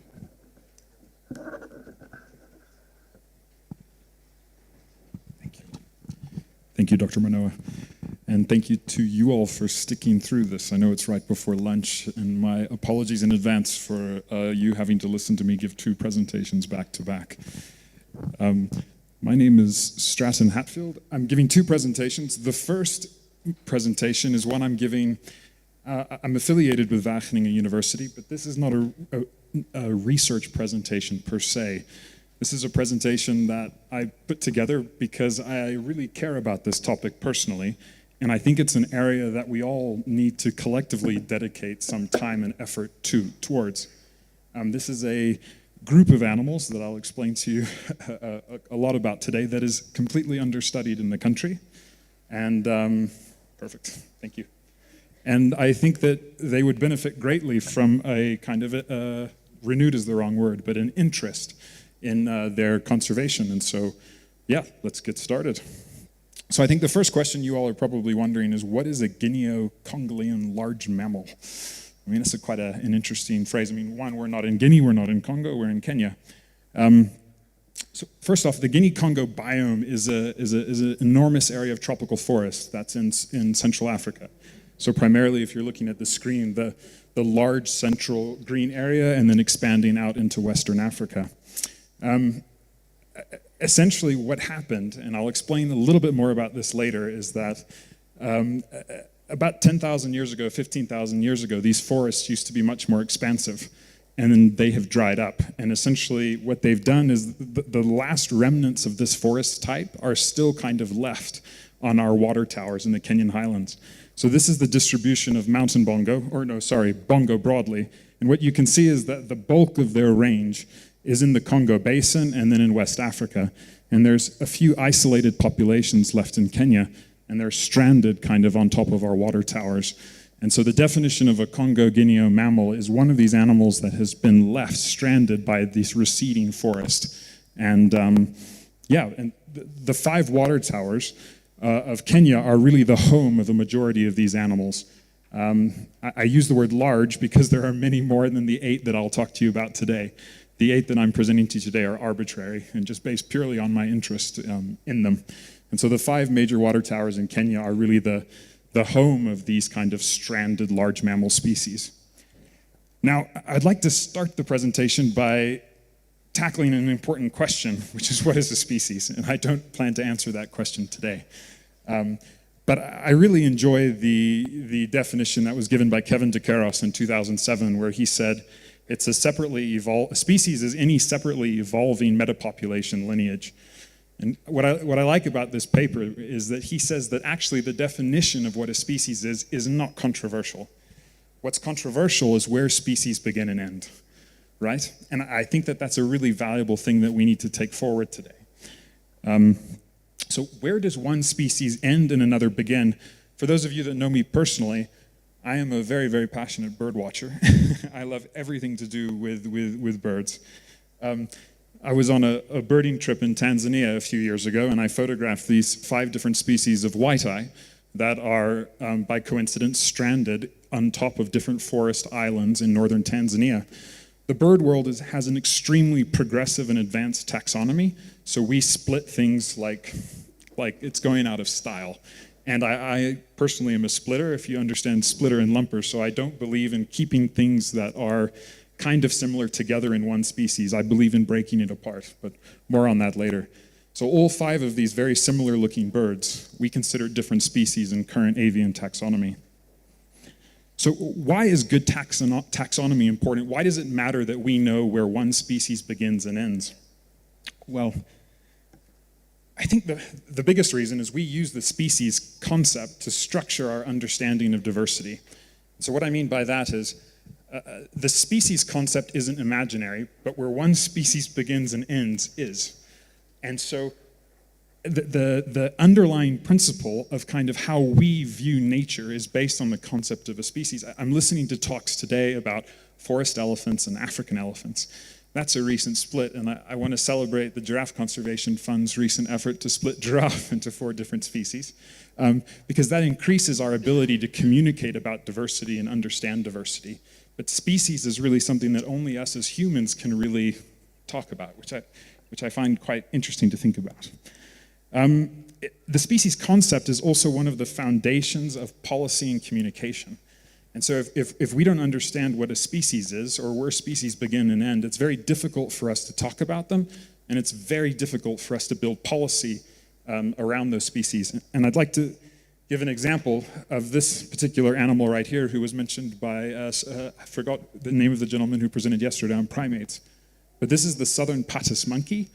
The southern Patas monkey was only recognized as a species, unfortunately, around 4 or 5 years ago.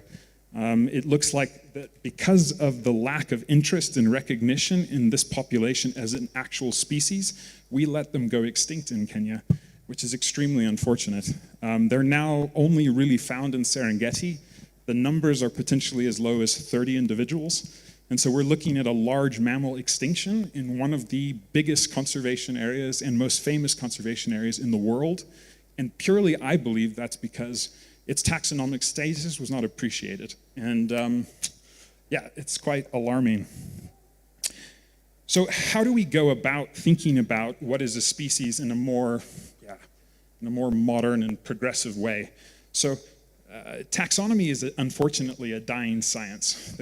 I've seen almost no presentations, unfortunately, at this conference on taxonomy. I don't pretend to be a taxonomist either. but it is a very, very, very important subject. Recently, there's been this idea of integrative taxonomy, which means we look at what a species is based on more than just what they look like, based more on just genetics, based more on just where they are, based more than just on behavior, but on all of it combined. And what that means is that we're taking a more nuanced look at what is a species. I think if I was to ask people what a species is today, a lot of people would say, well, it's two populations that are incapable or do not breed together. And unfortunately, that's not true. Forest elephants and African elephants have a beautiful hybridization zone, right, in the Albertine Rift. We all know that common and Grevy zebra are also capable of interbreeding. So what is a species needs to be looked at with a little bit more light. And I point out morphology, DNA, behavior, geography, and ecology as they're concepts that we can easily talk about, but there are more than these kind of fields that we can look at to help us figure out what a species is. So within the context of Congo-Guinean mammals this presentation, why am I talking about them? What is the driver of speciation, and why are we interested in taxonomy and conservation of this particular group of animals? And it's simple. It's a concept called allopatry. And what allopatry means is that the populations of these animals are essentially divided and they're not capable of breeding together, and they're diverging in time. And so there's a reason we call the bongo in Kenya mountain bongo. It's because they're not lowland bongo, which are the ones in the Congo basin. And so these two populations of animals are slowly speciating and moving apart from each other. So very quickly, the central Kenyan highlands, particularly our water towers, are one of my favorite places in the world. I grew up near Kieni in the southern Aberdares, and I have a great affinity to these forests. In a very simple way, you can think of them as having kind of three different habitat types as you move up the mountains. You've got this beautiful tropical forest, you've got dry forest and wet forest. In the middle, you've got this bamboo zone, which is truly spectacular. If you've never been up the Aberdares to see the bamboo forests, I highly recommend doing so. And then at the very tops of our water towers, you have this moorland and heather habitat, which is very unique and special. Right, you're gonna work with me here. I think one of the most important slides of this presentation.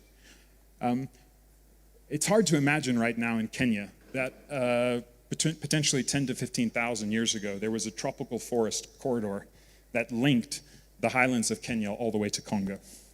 I find that a very hard concept to myself to imagine, but the distribution of the animals that we see today shows that.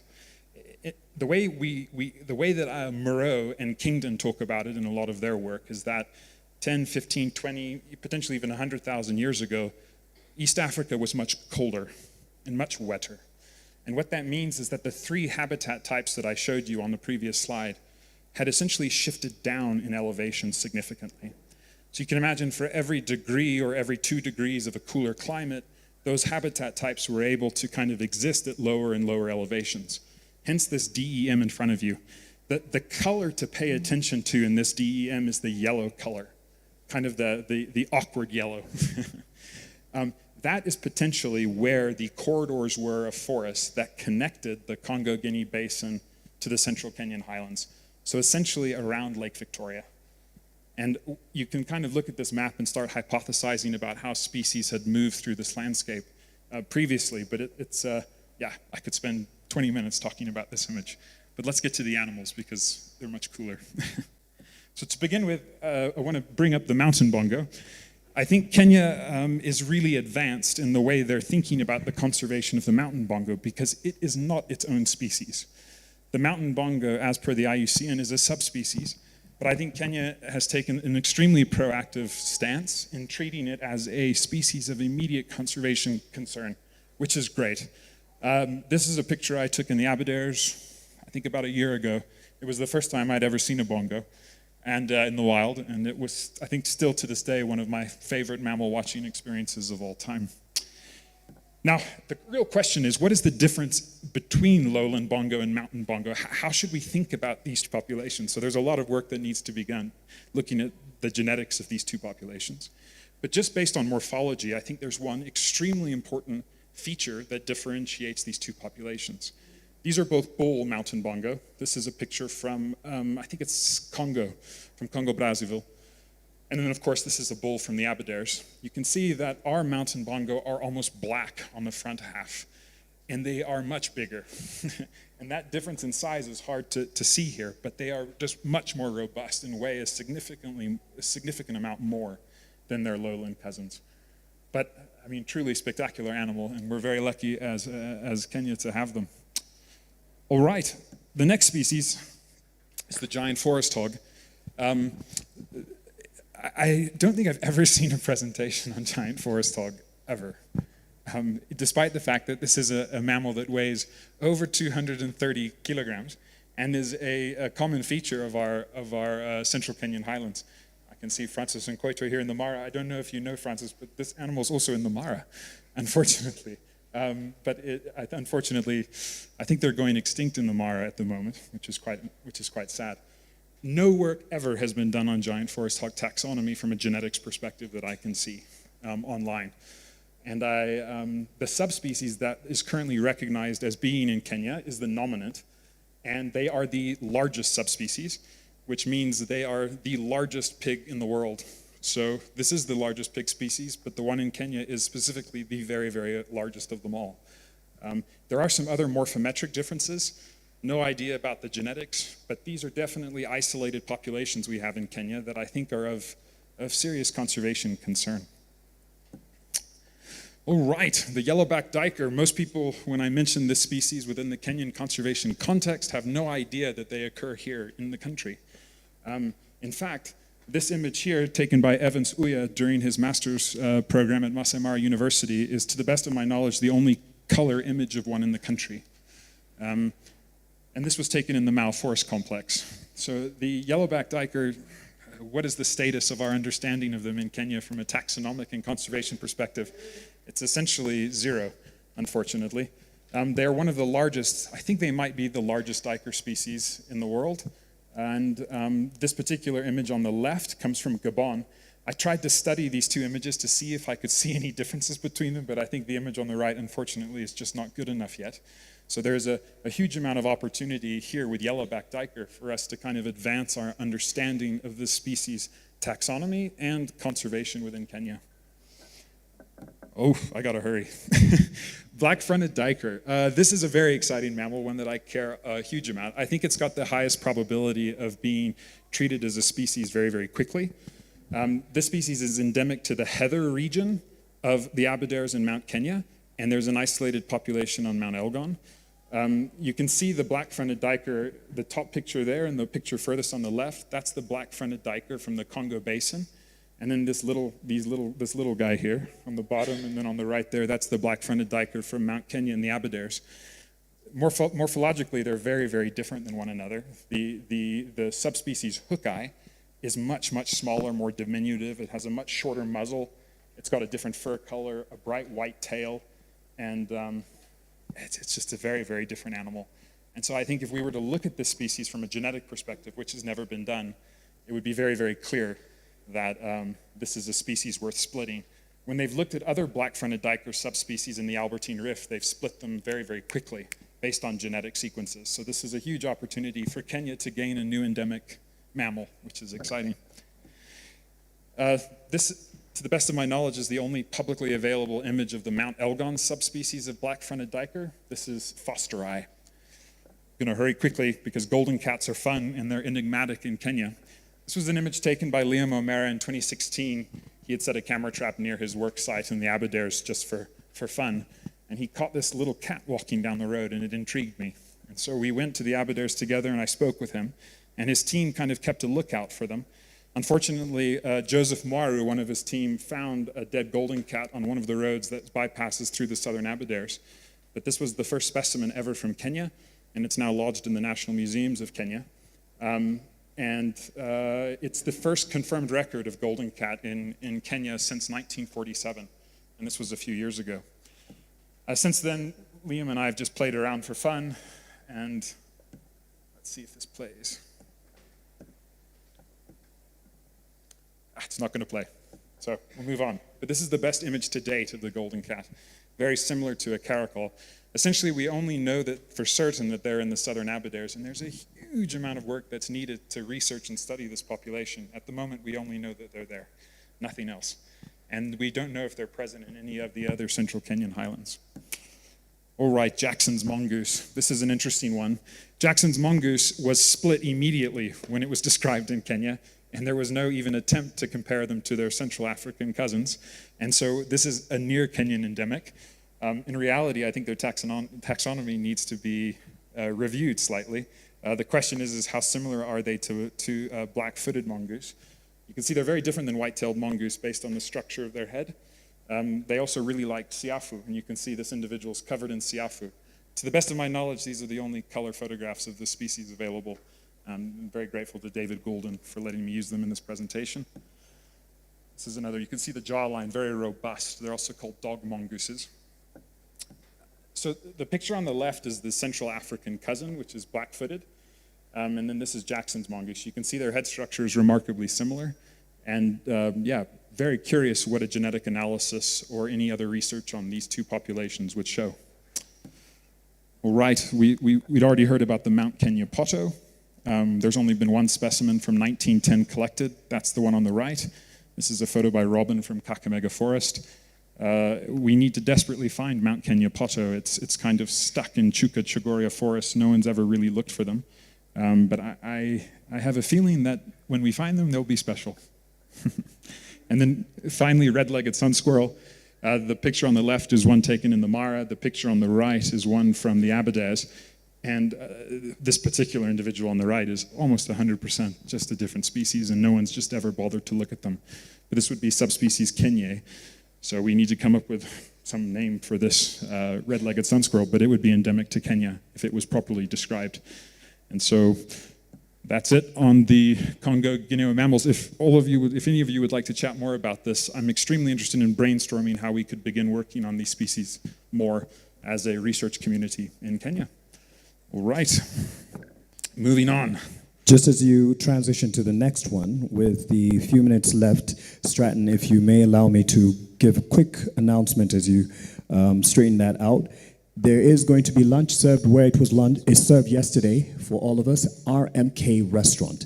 I hope we've all managed to get a meal voucher for that as we were registering. If not, please head on to the registration desk and get that because it will be essential in getting access. The other two breakout rooms are winding up as well, just about to head on to lunch. Just for those who have presentations for the afternoon, such as Stratton is making one now, if you have a session in the afternoon in any one of the breakout sessions, the Secretariat is asking us to please submit our presentations. Quite a number haven't. So head on to the exhibition area. They have a desk there, the Secretariat, and you submit it and they will send it to our technical teams in each room so that it can facilitate that. However, for those who haven't yet signed for the excursion and they were willing to do so, about 30 of you have, and there's room for 30 more to head to Hell's Gate National Park, and that will be at 4:30. For those who won't be headed to the excursion, there is something happening here after the tea break from the afternoon breakout sessions, and that is going to be a symposium here at Kiboko Hall on using citizen science for effective biodiversity conservation, organized by the WIS Academy for Nature. So that will be from 5 to 5:30. Then you can enjoy the sunset and probably grab a good shot with the hippos. And then tomorrow we reconvene here to have a good solid start at 8 o'clock, please, so we can be registering and be settled for the first session, which will be keynote, so we can have a closing ceremony in good time, so you can have a bit of the afternoon to yourself, and also the excursions that we will be having planned for tomorrow. Details yet to be given. I will give that tomorrow morning when we start, and you'll also get it as you're signing in the morning. So there's excursions as well planned for tomorrow. Today, it's at Hell's Gate. Stratton, thank you. I'll try and be quick. No lunch is coming. All right, lastly, this final presentation is one that's more based on my professional work with Wageningen University, the Kenya Bird of Prey Trust, the National Museums of Kenya, the Peregrine Fund, University of Kentucky, and the Bird of Prey Trust. This work has dominated my life for the last 8 years, and yeah, very excited to present it to you. the bird on the right is probably my favorite bird species, which is quite something for me to say. It's the Marshall eagle. And I think the goal of this presentation, what I hope you all walk away with, is that the top predator community within African savanna ecosystems is much more complex than you might imagine. And that I hope you think of Marshall eagles as being one of the top predators of those savanna systems. All right, so to begin, I think if you think of top predators, apex predators within the savanna systems of East Africa, particularly Kenya, I think these three species are going to probably dominate your thinking, in addition to probably spotted hyena and African wild dog, which would be rightly so. But there's one other, I think, top predator that deserves serious recognition, and that is the Marshall eagle. This is a bird that I affectionately know as the Mara North female. She's just killed a baby Thompson gazelle. I see them really as modern-day dinosaurs. They are a remarkable bird, and their predatory nature is truly, it's exciting. So how am I going to convince you today that Marshall eagles are predators, top predators, worthy of your consideration? We're going to try and answer 5 questions. How often do Marshall eagles kill? What species are Marshall eagles killing? How much prey biomass are they recycling within a system? We're going to compare male and female Marshall eagles together. And then finally, we'll compare them with top predators. That's a grown man's hand holding that leg of a Marshall eagle. The hind talon of a Marshall eagle is approximately between 5 and 6 centimeters in length. And I think outside of the tooth of a Nile crocodile, it's the largest, the second largest killing utensil within the Mara Serengeti ecosystem, which is quite remarkable. All right, so where did we do this work? How did we answer these questions? So we did our work in the Masai Mara landscape.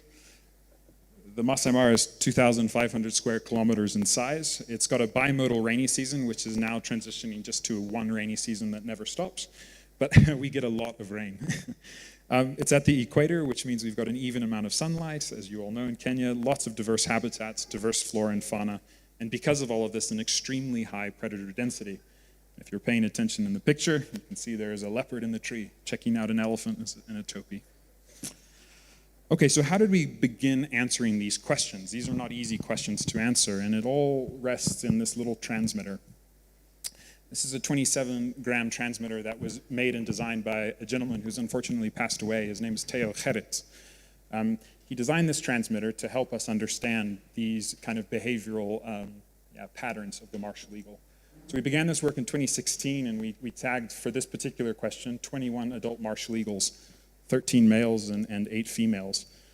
Like I said, they're solar powered. We attached a weak link so they'll fall off.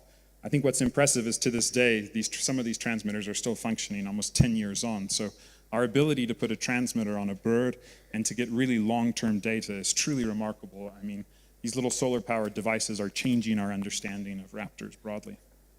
So what makes these transmitters so special? The key to understanding behavior is to get continuous data, which is almost a holy grail in ecology. The way Theo designed these transmitters was he built an onboard behavioral classification algorithm that sent subsampled data to us. And the way it worked is that the transmitter itself collected kind of continuous 20 hertz ACC data, and then based on the speed and movement of the bird and the accelerometry data, it varied the GPS data that was sent to us. And then what we could do is, using machine learning, we could classify the pattern that we received the GPS data into behaviors. And I'll show you how that works in just a second. Please let this play. Let's see. This is important. Yes. So as you can see, this is a male Marshall eagle, and you can see it's feeding on a hare, and as it pulls, it jerks. The transmitter is positioned on the back of the bird.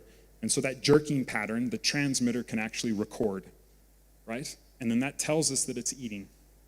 And what we've been able to do is, using a random forest and a bunch of training data that we collected in situ, we were able to build a random forest that classified these data into 3 behavioral states, which was feeding, perching, and flying.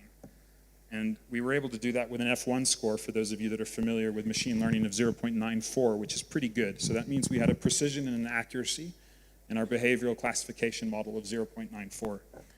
What this actually looks like from a data perspective, this is a male and a female Marshall eagle data. I'm going to kind of go towards the screen. The way to see these data is, this is a full calendar year of transmitter data. right? That's been behaviorally classified. The dotted lines are sunrise and sunset. Each line is a day of the year. The colors correspond to behaviors. So tawny is perching, red is feeding, and flight is blue. So I hope that makes sense. So you can see every single day is behaviorally classifying. The gaps, unfortunately, as we all know, data is not perfect. So there were also some gaps in the data. What's important in this is we only use non-breeding data. What we realized is that when birds were in the nest, our behavioral classification, the error really increased. All right, so how did we take the feeding data that we were able to behaviorally classify and turn that into a kill?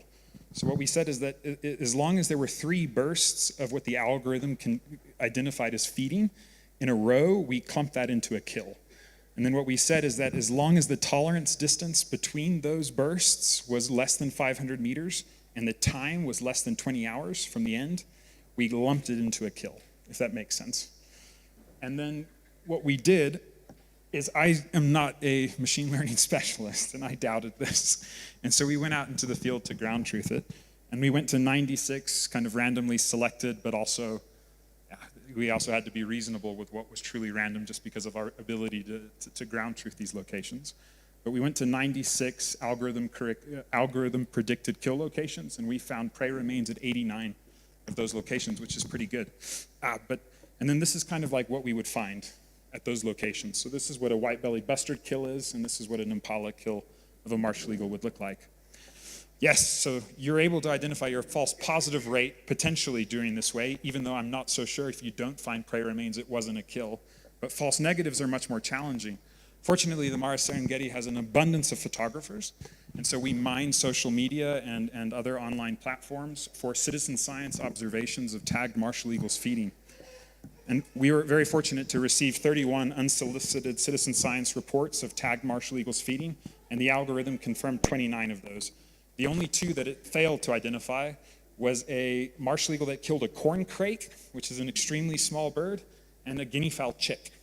And so we think we're doing pretty good. All right, so what did we find out? We used a fitted Poisson regression model for this, and we figured out that males during the non-breeding season kill on average 0.59 times a day, so roughly 1 kill every 2 days. Females on average kill 1 kill every 3 days. Now, one thing I haven't discussed is that male and female marshal eagles exhibit something called reverse sexual dimorphism, where females are much, much larger than males, potentially up to 33% larger than males. So this kill rate seems confusing, right? Because females are killing less than males. It's only confusing until you look at the average prey weight that they're killing. So males are killing prey that's about 1.8 kilos. Females are killing prey that's about 3.8 kilos. So females are killing prey more than double what males are killing. This is probably one of my favorite pictures ever taken in the Mara Serengeti ecosystem of a marshal. This marshal has just taken a young Thompson gazelle fawn. If you look very carefully, she's got the fawn in one foot, and she's got the adult female gazelle in the other foot at the top, which is kind of wild. Of all of the kills we ground truthed or that were reported to us, there were 26 different prey species recorded. I can go into that with you, but so far in our dietary database, there's over 50 different prey species that they've killed in the Mara Serengeti. But just broadly, for males, their favorite prey is game birds. So that's guinea fowl, francolin, bustards. And for females, it's small ungulates, particularly impala, Thompson's gazelle, dik-dik. There's a close-up of the foot of the female, just on the head of that female Tommy. So they're remarkable birds. All right, so just to compare them back to kind of leopards and cheetah, I think it would be, it's crazy for us to compare them to lions, right? And so I didn't even try. But I thought, let's see how this all compares to leopard and cheetah. Well, so first off, let's look at predator density within the landscape broadly. So a study in the Serengeti estimated that in the Mara Serengeti, there are between 5 and 6 leopard per every 100 square kilometers over the age of 1. A recent study done by the Kenya Wildlife Trust showed that in the Mara Serengeti, they were on average, or in the Mara ecosystem in Kenya, there were around 1.3 kind of adult individual cheetahs within the Mara, which is, so where do marshals sit? We haven't done this work yet, But what I'm thinking is their density sits in between cheetah and leopard within the Mara-Serengeti landscape. That's my thinking. So what's the favorite prey of leopards? Well, you can do a lit review, and there's been lots of lit reviews done. Ungulates comes out strong. So impala, Thompson gazelle, and then if you move into Asia, various types of deer. Cheetahs, it's no different. Thompson gazelle, impala, that's the backbone of cheetah diet. Now, in the Mara-Serengeti, they like to take wildebeest and other things as well. And for the purposes of comparison, let's use the female martial eagle. Their preferred prey item is small ungulates. All right, so what is the kill rate of a leopard? To be honest with you, the kill rates that have been calculated for cheetah and leopard that have been published, I'm not very happy with. I'm not sure how accurate they are. But anyway, kill rates for leopards on the literature are somewhere 1 kill every 5 to 10 days. And that just seems low to me, I'll be honest. For marshals, what we found for females was 1 kill every 3 days. For cheetahs, the literature is a bit vague, but roughly in between. And then there's this outlier study from the Serengeti that showed a female cheetah with cubs killing every day. All right, so what does this look like from a biomass recycled or a food consumption rate? So for leopard, what they were saying is that a leopard needs to consume somewhere, or has the ability to consume between 1,600 and 4,300 grams of food per day. Cheetahs is roughly the same thing. With marshals, of course, it's much lower. I think what's important to know is marshals are not capable of eating 1,477 grams of food per day. A lot of that is wastage. So I think the important thing to take home here is that martial eagles aren't necessarily recycling as much biomass within the system. They aren't killing as big prey. But if you still extrapolate the numbers, is this going to work? Yes. We found that 37% of the diet of female martial eagles is small ungulates. That equates to roughly 51 small ungulates a year per female that's not breeding. It's still a pretty remarkable impact in the system. I think if you consider that predatory impact along with the fact that they kill lions, right? I think that you start to kind of imagine that this predator is something that's, it's not just a bird in a tree. This is a predator that's really worthy of our attention. This is a fantastic photo taken by Jess Lefcourt in Mara North Conservancy, and that's a freshly killed lion. We've actually had 9 different records of this behavior in the Mara, including a pretty spectacular video that was taken by a guest of a lion leaping up in the air trying to take a martial eagle out the sky as it tried to take a cub, which is pretty interesting. So both the lion cub records and the paper are both published, and these are QR codes if you'd like to take a picture to access those papers where we detail the methodology in much more detail.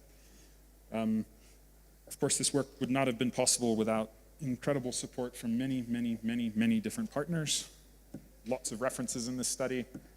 And if you have any questions, this is a big female eating a lion. So thank you very much.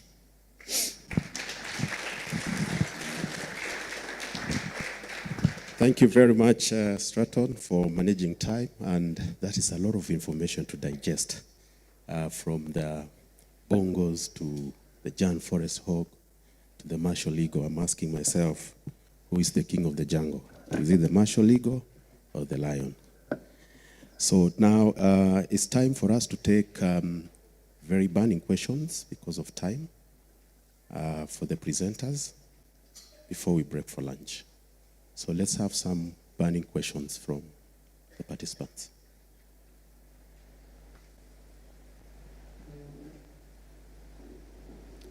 Daktari.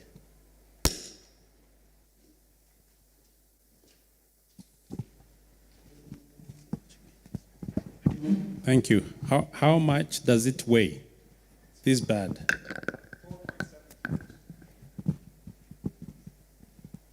Is it known to kill a lot of sheep and goats? Thank you. And do you know anything about what pastoralists think about it? Well, the Maasai word for this bird, unfortunately, is orquiña kuo. And for those that are Maasai in the room, I think you know what that means. Absolutely. I think that this is a species that we do need to look at from a human conflict and coexistence perspective. What we found is that adult females, while they're capable of killing sheep and goats, they're incredibly intelligent birds and they're very aware of the risk. And so adult females tend to shy away. But younger birds that are learning to hunt are extremely vulnerable from, they're tempted, and they definitely do. Males, unfortunately, like chickens, and because they can pick them up and fly with them, I think one of our nests, and I think that paper should come out soon, we recorded one male killing almost 60 chickens in a single breeding cycle, which is pretty significant and overlooked. So, yeah. All right. Any other burning question? Or was the information too heavy to digest? All right, if there are no further questions, then I might say that thank you very much for your participation in this session. And for those who will be presenting in the afternoon, as Mark Masai said, please make sure that you give your presentation to the Secretariat. Otherwise, enjoy your lunch and see you in the afternoon. Thank you.